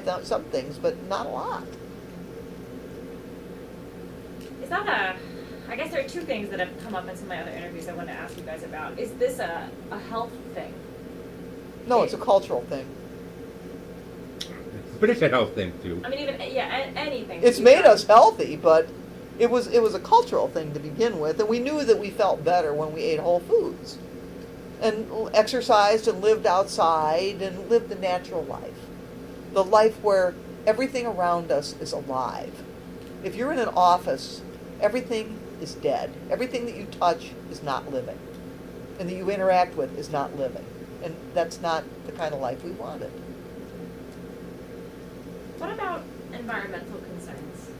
Has that played a role in your life's work, in your work with the dairy and how you eat? It's worked out okay. Okay, tell me more. Well, because we couldn't afford to have a confinement dairy system, and we never would run that kind of a system. We grazed, and that turned out to be a good thing for land. That was a good thing. We knew that was a good thing right off the bat. But you didn't come into it as environmentalists, per se. Right.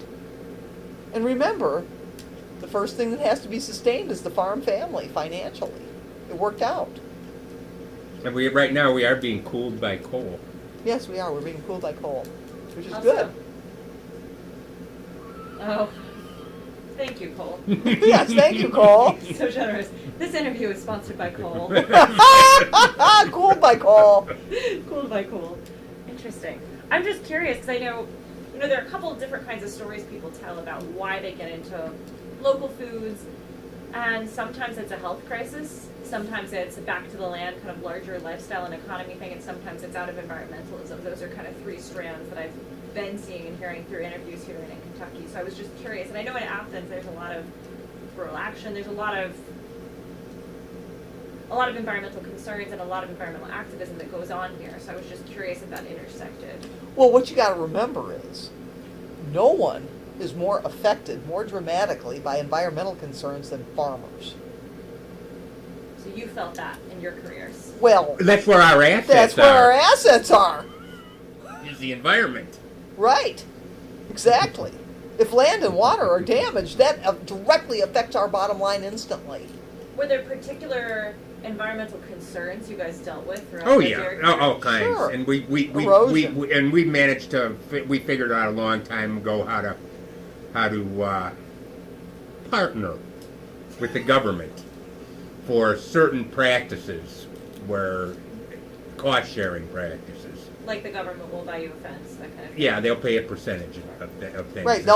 They will buy lots of gravel so that your cows can walk from that distant pasture all the way to the parlor on their gravel lane 10 feet wide, which is great. And That's wonderful. environmental things are also That's a wonderful production thing. things, because Yeah. whenever you're polluting, you're losing. You know, if the manure goes into the stream, it's not going back onto the crops Right. that you're trying to grow for your cows. But that's a different story than you hear a lot of people tell. A lot of people say, wow, an environmental practice is really going to cost me and run my business into the ground. No way. Oh, no way. Well, there's short term and long term. Well put, dear. Exactly. Well put. Yep.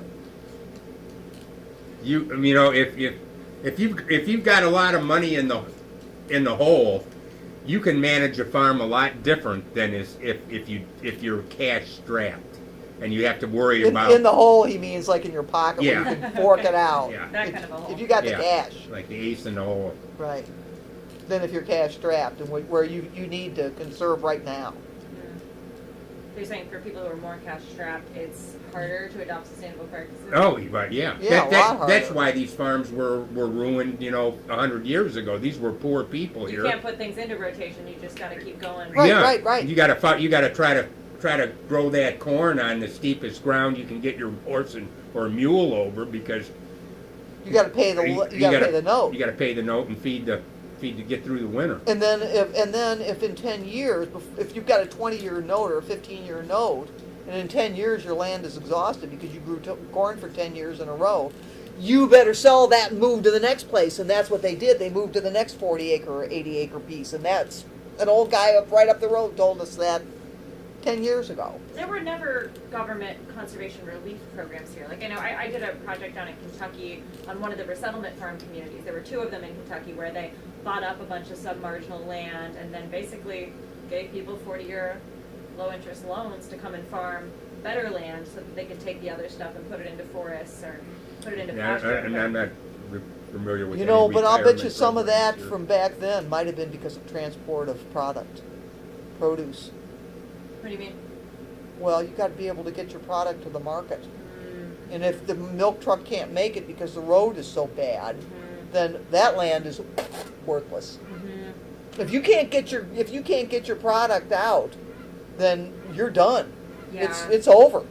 It just seems like there weren't big programs like that in No. Athens County. No, that I've heard no, of. no.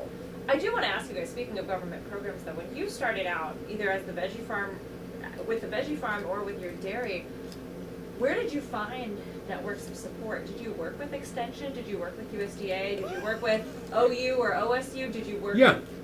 Yeah. I'm All hearing of yes them. and laughter. All of them. And they were supportive of small dairy? Yeah. Down here, yes. Any production agriculture, they're supportive of down here. Why? There's so little farming down here.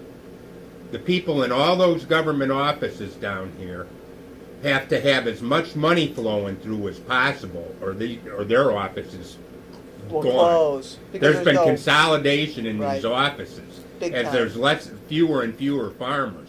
The local people down here have a vested interest in keeping as many farmers down here operating. Totally different than an office up in northern Ohio in grain country that doesn't give a whit about any kind of animal agriculture. They don't know the programs. They don't want to work with anybody with agricultural programs. Down here they do. They want to work with everybody. we've had good relationships and good support from all the local government people that we've dealt with. That's really interesting. Definitely a different story than I've heard in different parts of Ohio because of Yes. the uniqueness of the land Yes. here, and because it was always small family. And there was no And there's agriculture nothing here. else. There's nothing else. There's no cropland here. And what is the system like in Athens? I know there's not an Ohio State branch, so when you talk about these offices, and is there an extension office? Where are people based? There's extension. There's the USDA has an office. Here in and Athens. The Yeah, National Farm Service Resource Agency. Conservation Service, NRCS, I think they call it now. Yeah. They've changed the letters so many times. But there's one of those locally in Athens. And then there's the Soil and Water Conservation District too. Yep. Which is the same office, and they're ready to work with you, and give you money. They're eager to give you money Wow. for practices. They have technical support, and they have money. Wonderful. That's Yeah, really it is. great It's to been know. great. They've helped us a lot. Do you guys care if we take a quick break? Mhm. Okay. This will be a challenge for you to make something any good out of this. Well, we'll see. So once again, we're back. This is part 2. We're talking with Bill Dix and Stacy Hall here in Athens County, Ohio. It's a Wednesday, June 15th, 2016. I'm Jess Lamar Reece Holler, and this is... 15th, is it really? I guess it hope, is. maybe not. Maybe you can go backwards a little bit, but... No, you're right. It is June 15th. That's what they've told me. So You're right. Nope, it's true. This is the Ohio Ecological Food Farm and Movement Memory Project, and we're picking up a part 2 talking with Bill and Stacy about their lives, not living the straight life, their dairy career, what they're doing now. Sounds like there's some golfing. So, no, I was just telling someone last night, I'm a folklorist and an oral historian, but I'm what they call a public folklorist. So for me, it's not about taking these interviews and writing some dissertation or some book that's going to sit somewhere. Like, the record and the product actually is these collection of interviews and putting them together on a website or building a documentary or building an exhibit. So this kind of stuff itself and what you say in your own words is kind of the product. I'm more just kind of someone who shepherds that process, which maybe seems like a crackpot thing to do for a job, and like I shouldn't be able to. Hey man, if you can get paid for it, so much the better. I have trouble with it sometimes. I'm like, I trade in other people's narratives of their own life experience, and meanwhile I just sit with some headphones and a machine I can barely use. But I don't know. So I think it's really exciting though to get to put people's stories together and to give people who might not, be tapped into the Athens food system, for example, but like know that there's a lot of great stuff here and are looking at maybe, I don't know, my family's from Marion County, Ohio, where there's not a lot of local food infrastructure, a lot of burnt out towns and things like that, and to look at like, wow, how do we take a rural county where industry has gone away and whatever and build something or transition to small scale agriculture or grow our own food. Do you know here. what I'd heard a long time ago? I think an editor of I read it in a magazine, Thank you for this. that good land makes for poor communities. And that's kind of what's happened to rural America. Yep. Where the best land is a desert wasteland of consolidation, large machines, few farmers, closed hospitals, closed schools, boarded up storefronts, and that's where the best land is. And then we have Athens, which has the lousy land, and people are actually, this county is rural county is actually growing. That's fascinating. I would believe that. Well, sure. Yeah. Well, sure, because people are needed here because there's no large-scale agriculture where machines can, or manufacturing where machines can take over. And we saw There's saw none of that that quite a here. bit in our travels, with the procrastinators, where we were traveling all through the United States and seeing very, very troubled down on its heels. It's like this was in the early '60s when the coal mines closed. Right. So Athens was, tell me about that. So Athens was kind of surrounded by these little cities of the Black Diamonds, right? Coal country. But Athens itself wasn't a coal town. Well, right outside of Athens yeah, was but- the plains. And Athens had the brick plant and there was the charcoal plant back in the day. Nelsonville had bricks, right? Right. Yeah, there was But brick plants kind of That was because of fuel. First wood, and then coal.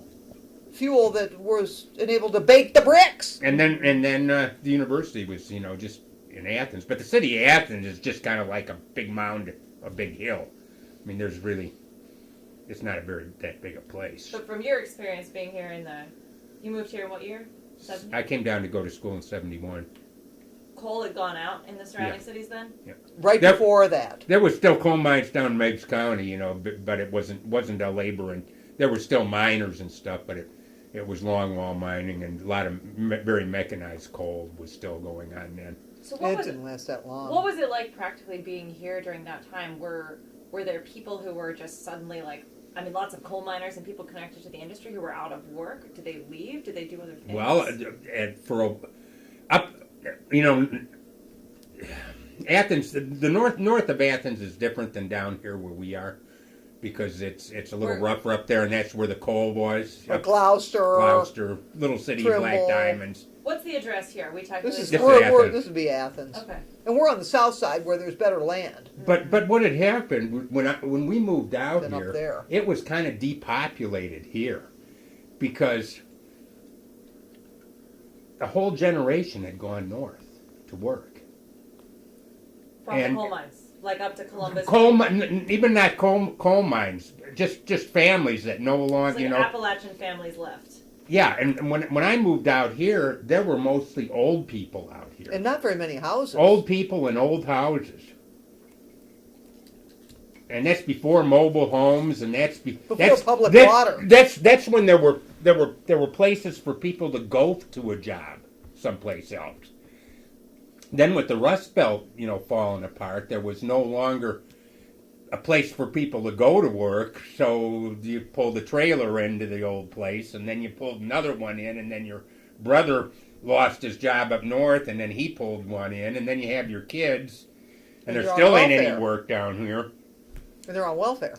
And it sounds like there's a generation gap that you guys saw, which is that people had work in the coal industries. They'd go up to places like Akron, Canton, Marion, Industry, Pittsburgh. Yeah. And when that stuff all fell out, 70s and 80s. Some people came back. But there was nothing else But to or do. else they stayed there and did something else, but there was still a big hole here. You probably haven't been up there toward Gloucester. There's no agriculture up there. Have you been up there? I've driven through some of those towns. Yeah. I mean, I haven't seen farms, and the topography is kind of tough. It's a tough to lot know where things rougher. are. A lot rougher land. A lot more smaller valleys, more woods. There's a lot less even subsistence agriculture up there. So here This there is was more gentle contour here. Interesting. Did that cultural backdrop impact what you guys were doing at all? I mean, I know you were coming in kind of at the tail end of coal. It was already out, but I'm just curious if you could paint more of a picture when you were both here in Athens. In the You tried to get a job, Yeah, remember? I tried to get on the coal mine down in Meigs. They didn't hire me. They thought I didn't want anybody that had been to college, because they figured I wasn't going to be there long term. Overqualified. But I think they were paying $8 an hour then, man. That was huge. That was really big. $8 an hour was major money. But these were good wage jobs. Yeah, these were union jobs. Union coal. So that's good, right? Not all. Oh God, yes, coal. $8 an hour. Oh, union coal miners make a lot of money. There are hardly any union coal miners. But everything in this area was union. No. Meigs County. In Meigs County at that time, I don't think it. I really don't know. The unions came in. I'm really not sure. I think there was a big lot of union stuff up north of Athens. In fact, I'd heard rumors that's where the UMW first. But that was earlier. Yeah. But then those mines were played out by the late '60s. It was over. over. Yeah, early '60s. Yeah, by the early '60s, it was over up there. Because I lived up there when I first moved to Athens. I lived in Amesville, between Amesville and Gloucester, and I used to go to Gloucester to do my laundry and go to bars up there. There's some fucking rough bars up there, buddy. I'll check that out. Yeah. Future travels. You let me know when you want to go up there. I'll go up there with you. Interesting. So that was a live part of the scene. I mean, there were people who were losing jobs all the time. Yeah. Right. There was, and then where are they going to go? There was no. It was welfare. That was it.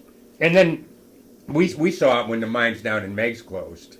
But to a large extent, these people didn't elicit a lot of sympathy for me, because they were making way more money than anybody else, and they were buying new pickup trucks and boats, and living like there was no tomorrow, and then they closed and they were penniless. It's like, I'm sorry the thing closed, but They knew it was going to happen. It wasn't a sudden thing. Do you think the legacy of local food and environmentalism in Athens County is connected to the coal industry's presence here? No. And No. no, so it's more university. yeah. Yeah, for sure. Oh, for sure. Okay. People that are left from the coal days, they shop at Walmart. They don't shop at the farmer's market. They ain't got the money.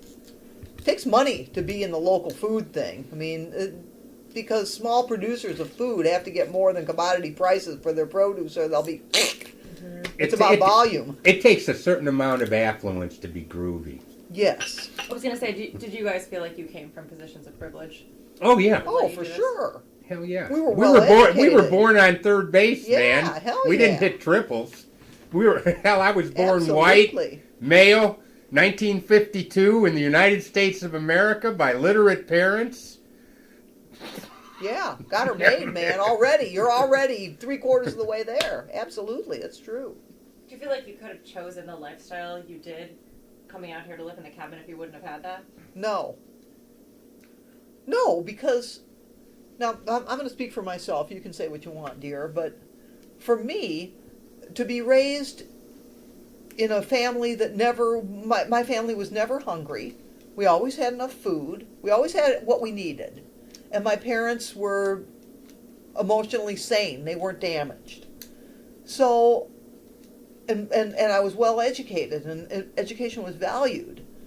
And that gave me a huge advantage, huge, in succeeding in whatever I would have tried. I had confidence because I had struggled, but I had always felt that there was a chance that I would succeed even though I struggled. And that not only taught me to struggle, but it gave me the confidence to struggle. People who don't have confidence will not struggle. That's a for sure. And that's why welfare is a tough thing. In my book, this is all about me. So yes, privilege enabled me to succeed. I wanted to ask you guys, speaking of welfare, I know one of the things that gets talked about a lot is also food access. You know, we live in a state where there are urban food deserts, but also a lot of rural food deserts, not only where it's not possible to get, organic or local vegetables or beef or whatever, but like anything that's not processed at all. So as someone as people who are really involved in the food system, what are your thoughts on Education is the key. food access? Absolutely, education is the key. For who?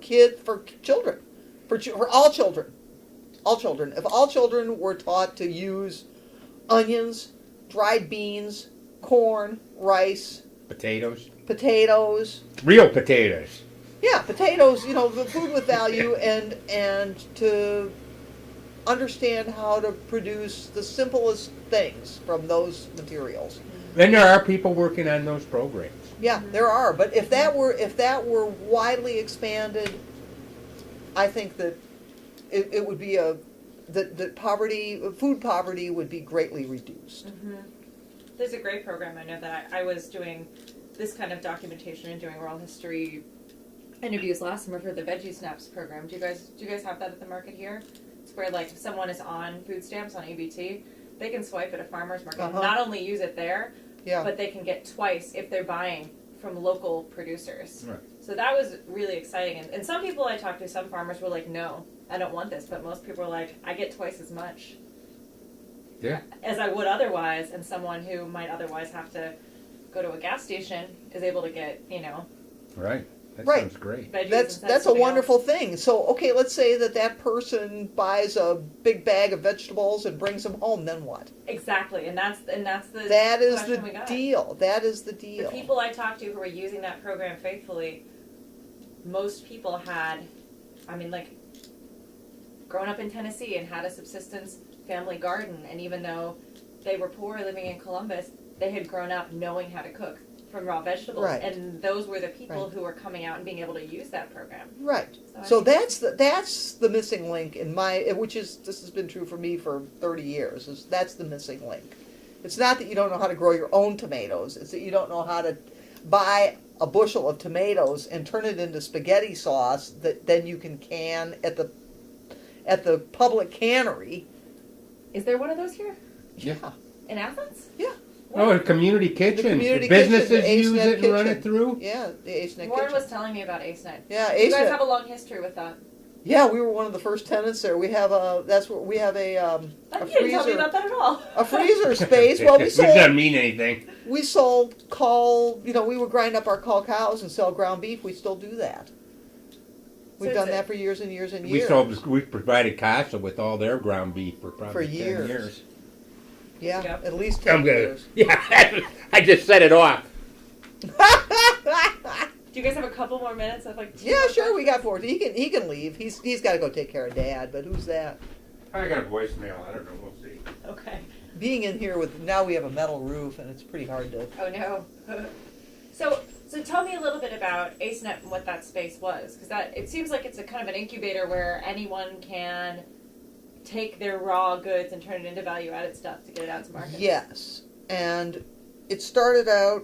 It was run by Leslie Schaller. It was started by Leslie Schaller and a few other people. Probably, oh my God, this must have been in the 90s.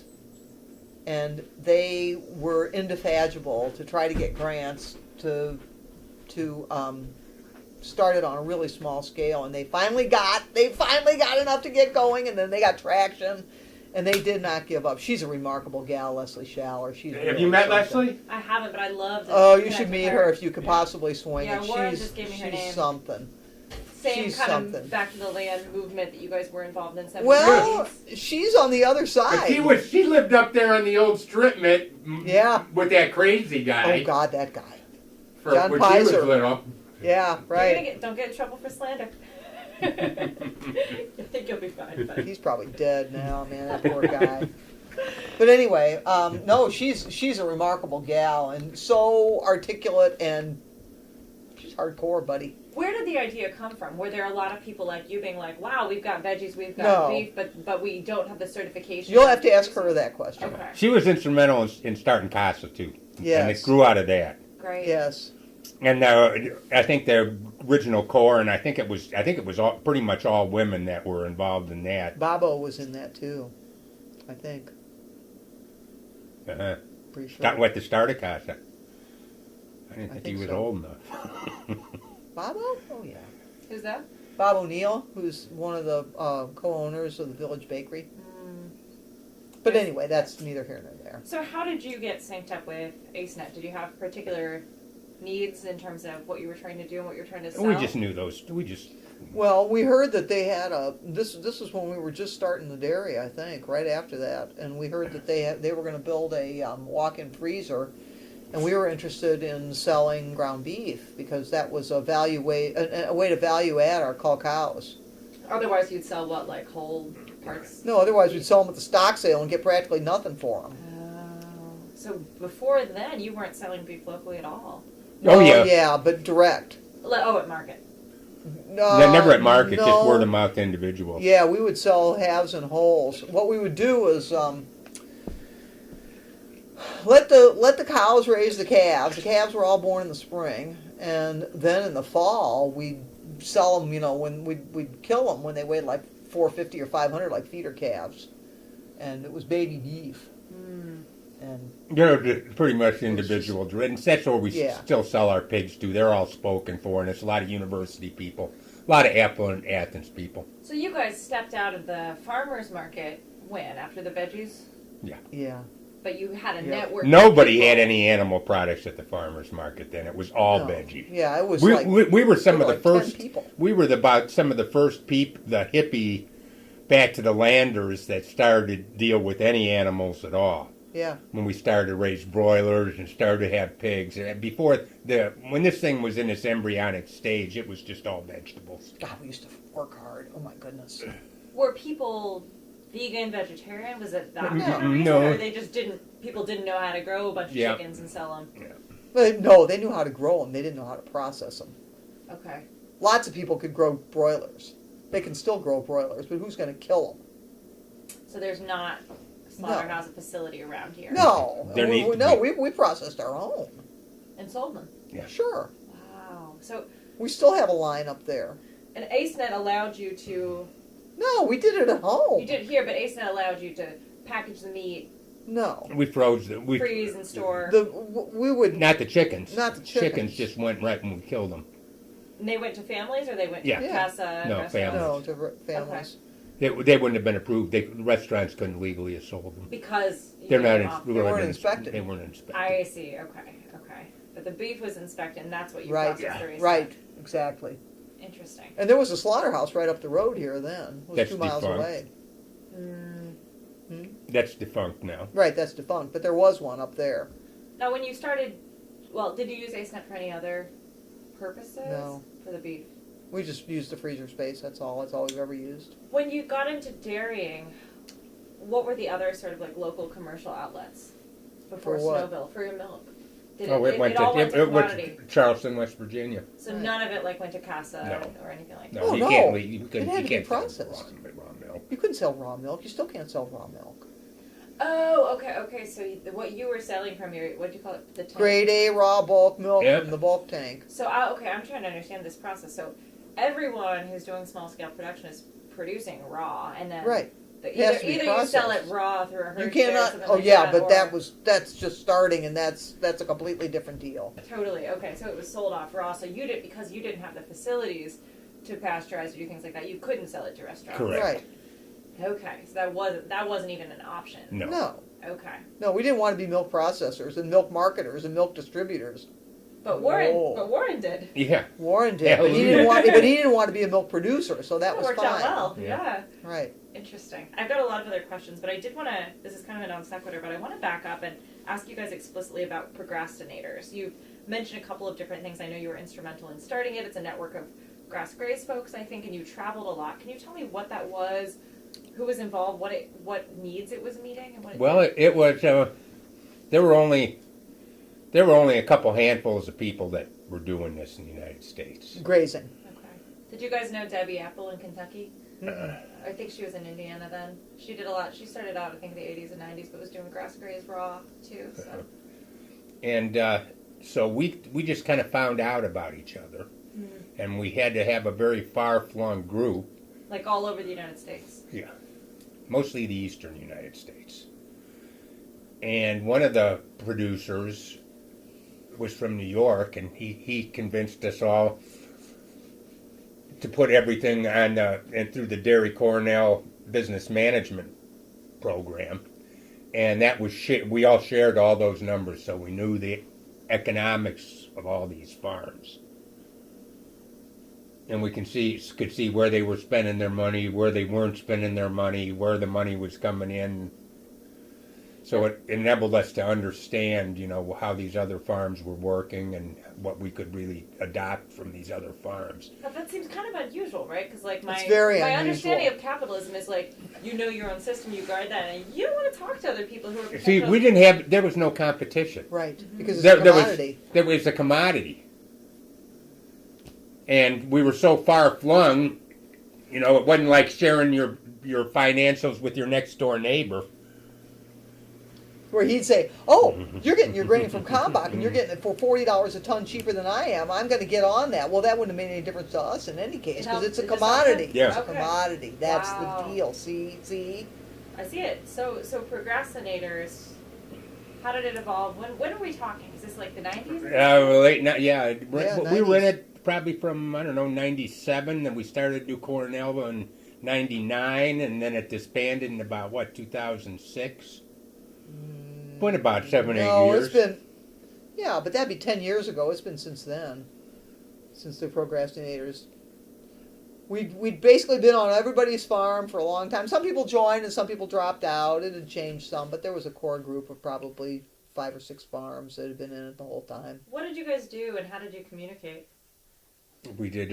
We met through 3. Actually, we met 4 times a year for a while, and then we met 3 times a year. Like on At people's different farms? people's Yeah. farms. So we'd all meet in Georgia, and then we'd all meet in upstate New York, and then one year we all met out in California, and One year we went to Wisconsin. Boy, that was fun. one year we were down in Texas. Yeah. Oh, yeah, I forgot about that.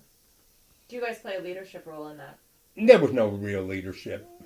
There was only 10 people. I mean, we were all. We were all good friends. Obviously, we all were good friends. We all trusted each other.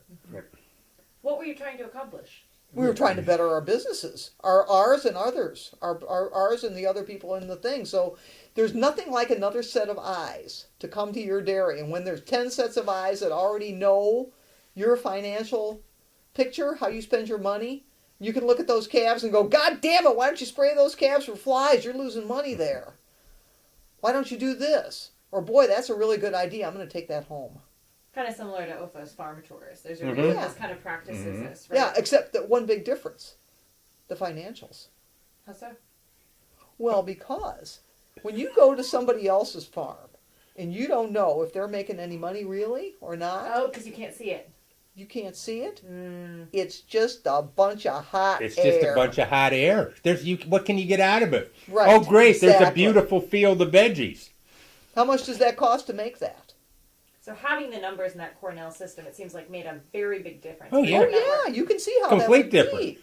It gave you, it was credibility.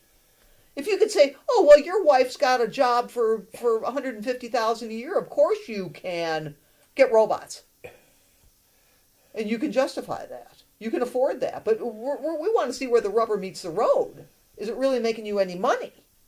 We see that you had the cash on hand to spend it, but let's see if it's really paying off. Is it paying So off? unless you have the numbers, these farm tours are just a walk, kind of like a walk in the park. Right. So it's what just you hot guys air. did was kind of rigorously identify Yes. best practices Yes. by knowing this person actually makes the most, and here's what they're doing, and here's how Yes. someone else on a similar scale can do Yes, that same thing. exactly. Because otherwise they're losing money. Exactly. Exactly. You got it.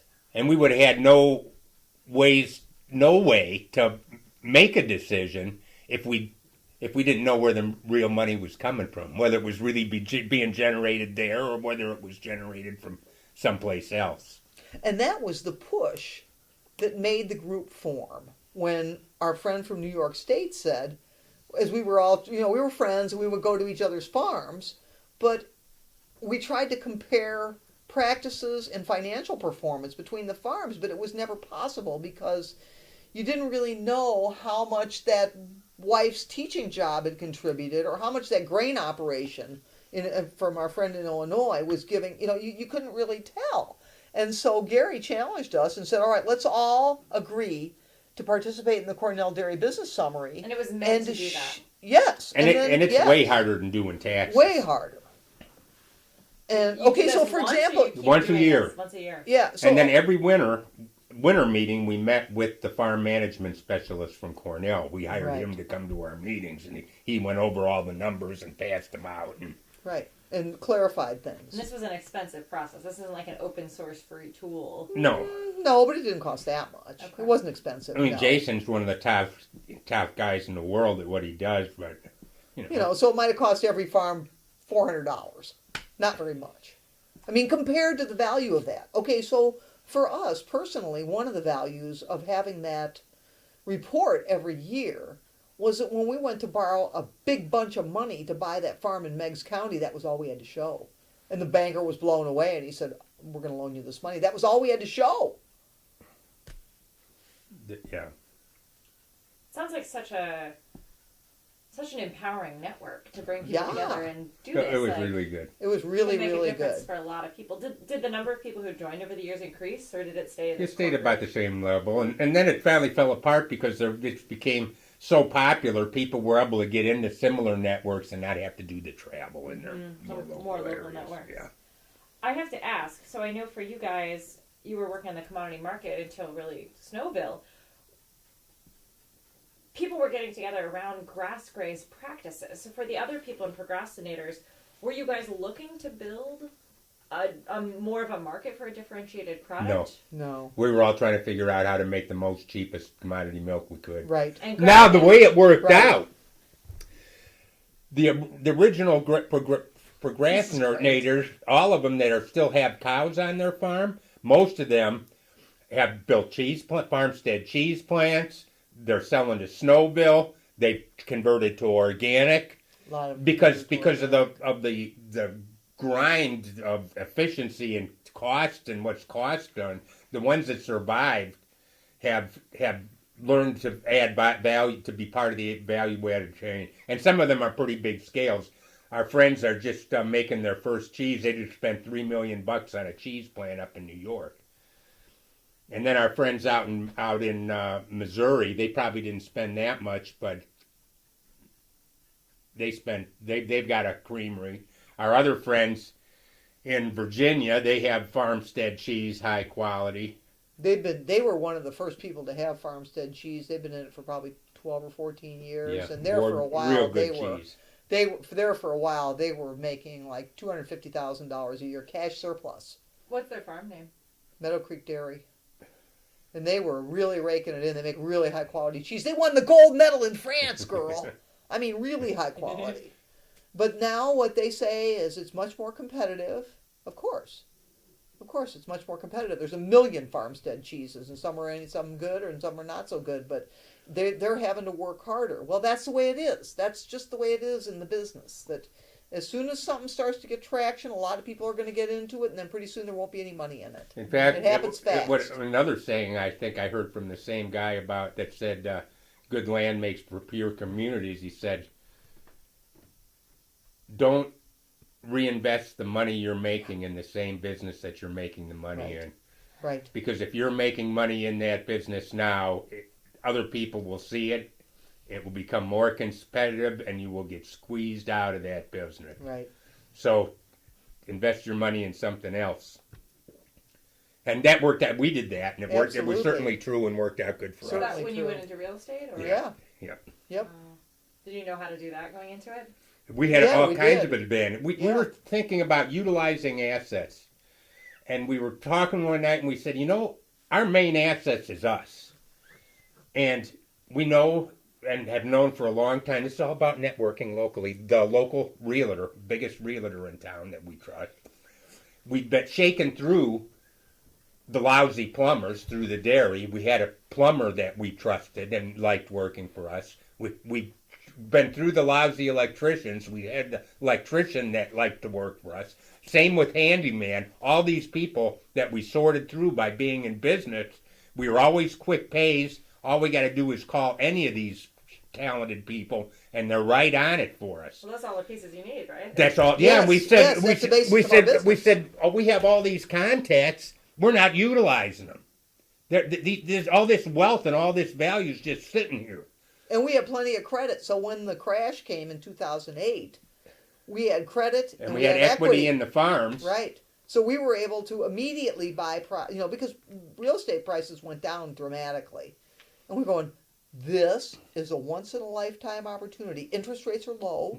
We have plenty of equity. We have these assets in terms of our team. The human resource is abundant. That's very rare because in business, the human resource is always the limiter. But we had abundant human resources, so we said we should start to buy rentals. And so we did. And You're so talking now, like single residential. Or triplex, Apartments, small apartments. We have a few small apartments. And that's worked out great for us. So now we have 16, and it's providing us with a retirement income. That's awesome. And now we don't care if it doesn't rain. It does not affect our bottom line. That is a miracle. We're just like regular people where it doesn't really matter. It can be inconvenient, it can be pleasant or unpleasant, but it does not affect your bank balance. You seem remarkably well adjusted to the post-agricultural life. I could always milk cows for somebody else if I wanted a And job. If I wanted that and not take any risk. I'd get paid no matter what. We farmed to live. We didn't live to farm. That's right. Always. We had other things we liked to do too. And You gotta live a little bit more now. yeah. I want to ask you guys, I'll let you go, I promise, really soon, but I have two more questions. One of them is, I know you guys have mentioned at different times a lot about education and things young farmers need to know, things anyone needs to know if they're going to be able to eat healthy in this world, make use of whole foods, learn how to run a business. Did you guys ever take part in educational networks? Did you have interns or apprentices? Were you a part of, did you speak at OFA? Did you do educational sort of things? Yes. Okay, can you tell me about some of those Oh, things? we spoke at the OFA things. We had interns. We've We've coached a lot of people. Okay. Yeah. Was that a choice?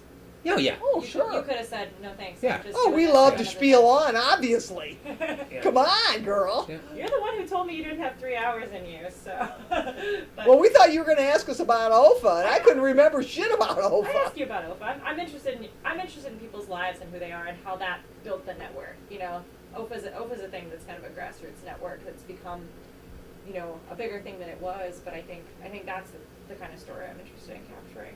So yeah, why take on interns? Why speak about your practices? Why share the business bottom lines through procrastinators? Why was that something that mattered for you when you could have? It could have got us off the farm. That's for sure. And plus, we're gregarious. That's why. What did you observe in the interns and apprentices who came to you guys over the years? Why were people looking to do this kind of thing in the 90s, early 2000s till when you stopped? Well, Moo and Foo, they were both like us. They didn't want to fit into the straight life. These two guys that were friends, and they both worked for us. They weren't interns. We paid them. They worked. But they both figured out that industrial commodity agriculture wasn't for them. It's too much work, not enough money. That's the way it is for a lot of people. Farming's not an easy life, and there's not a lot of money in it, and there is risk. It's got to be a lifestyle as well as but you got to make the money. You got to make enough money to live, or it's going to get sour quick. So it does sound like the coming of Snowville and being able to sell a differentiated product for added prices, that really changed things. That was like, We'd have quit milking We'd before quit we milking did. sooner. Yeah. Well, the squeeze was on, man. You either have to expand or quit. I mean, we had already pretty much pared down. I'd say we had pared down our expenses. And we pared down to one farm, but it's just such a pain in the ass dealing with employees. And until you have them, you have no idea. I have no idea. Never had an employee. It's just a pain in the ass. It's a pain in the ass. Speaking of, well, maybe, and this will be maybe my last question, unless I lie, I sometimes do, but can you tell me a little bit about the lifestyle? Because I know you guys said, yes, it's a lifestyle, you have to be devoted to that, but on the other hand, you didn't live to farm, you farmed to live. You gotta like to work. That's for sure. You gotta like to work. You have to be in business. You have to have stamina. You have to have financial stamina, emotional stamina, physical stamina, and mental stamina. And if you lack in either of those 4 ways of stamina, you will not make it. I want to get a little closer in though. So when you guys came down here, you were seeking a particular sort of life that like was not what you saw other people in your college classes going to do. So looking back on what you've ended up doing, did this give you that lifestyle? It suited us. Yeah, suited us. Plus, we made a lot of money. Sounds pretty awesome. It was awesome. We were lucky, and we took risks.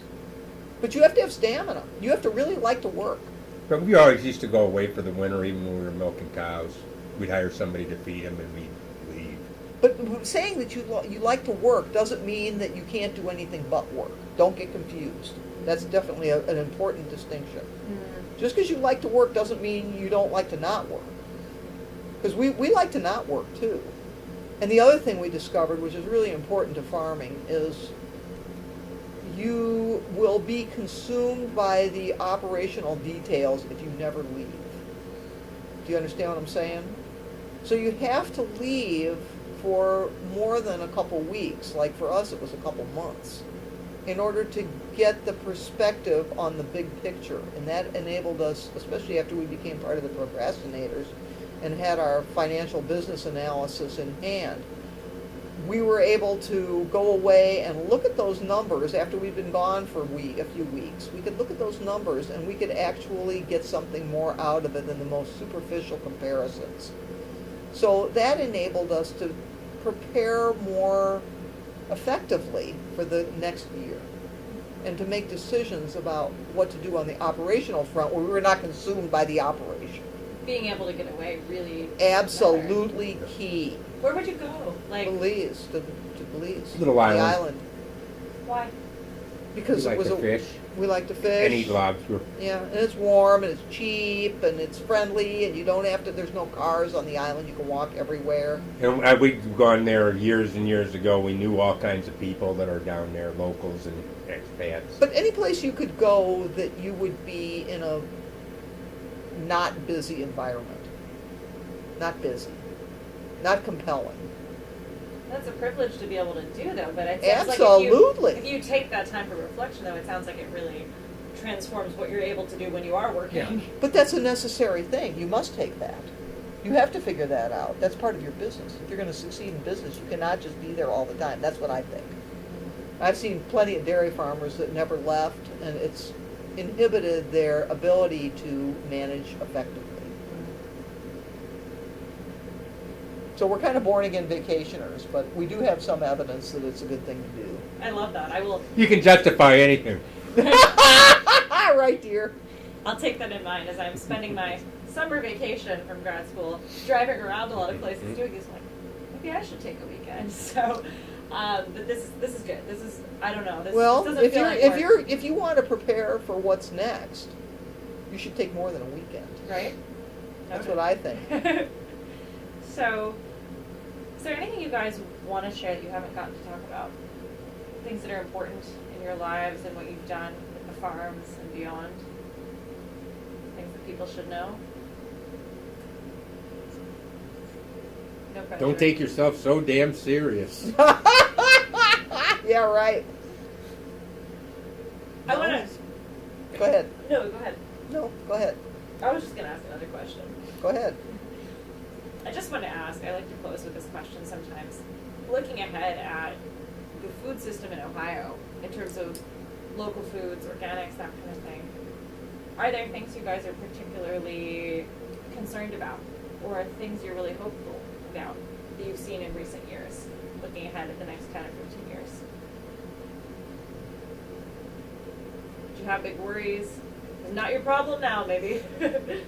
We had. It's our problem. We got no idea what the next year or two is going to bring us, let alone the next 10 years. It's not going to be any kind of linear progression.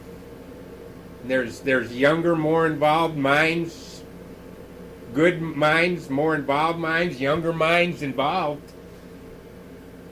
They'll figure it out.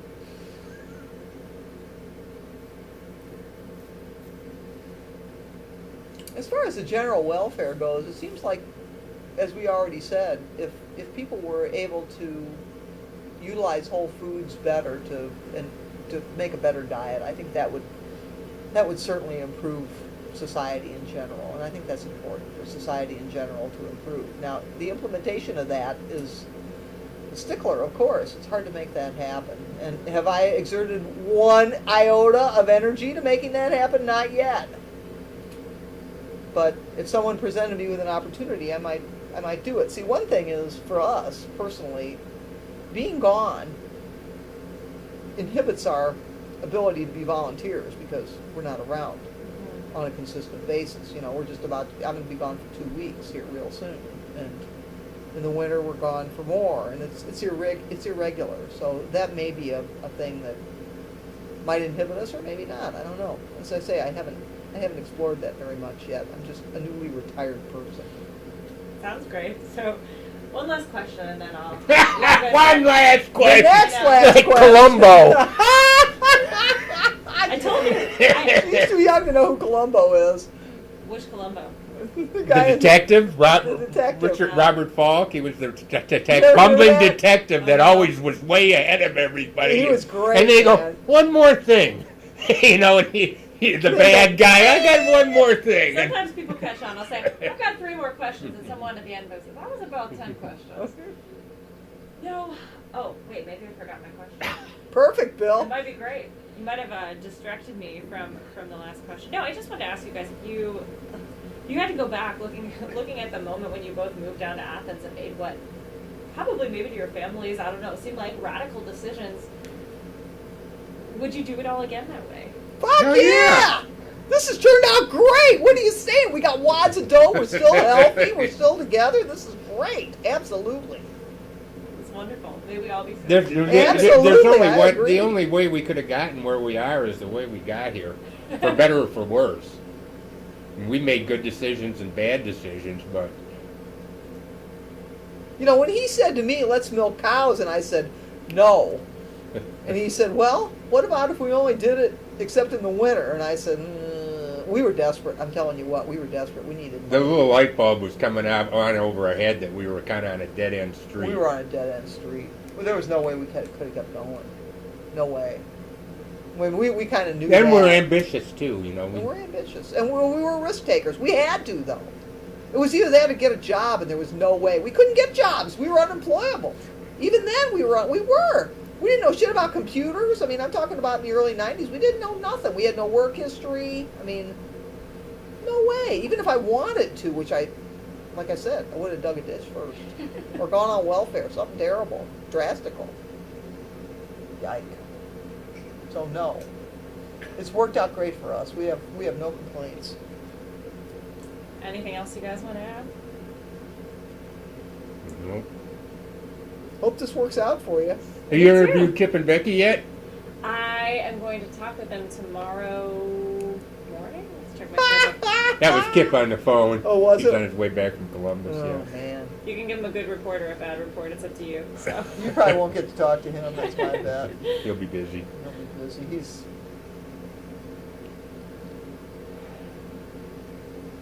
They'll have their rap, He's that's busy. for sure. They're Yep. busy. hard life. Well, Hard life. No winters off for them. thank you guys so much for taking the time. And Good once luck again, with your project. thank you. We're talking with Bill Dix and Stacy Hall here at their lovely cabin in Athens County. It's June 15th, 2016. I'm Jess Lamar Reece Holler. This is the Ohio Ecological Food Farm and Movement Memory Project. Thank you for listening.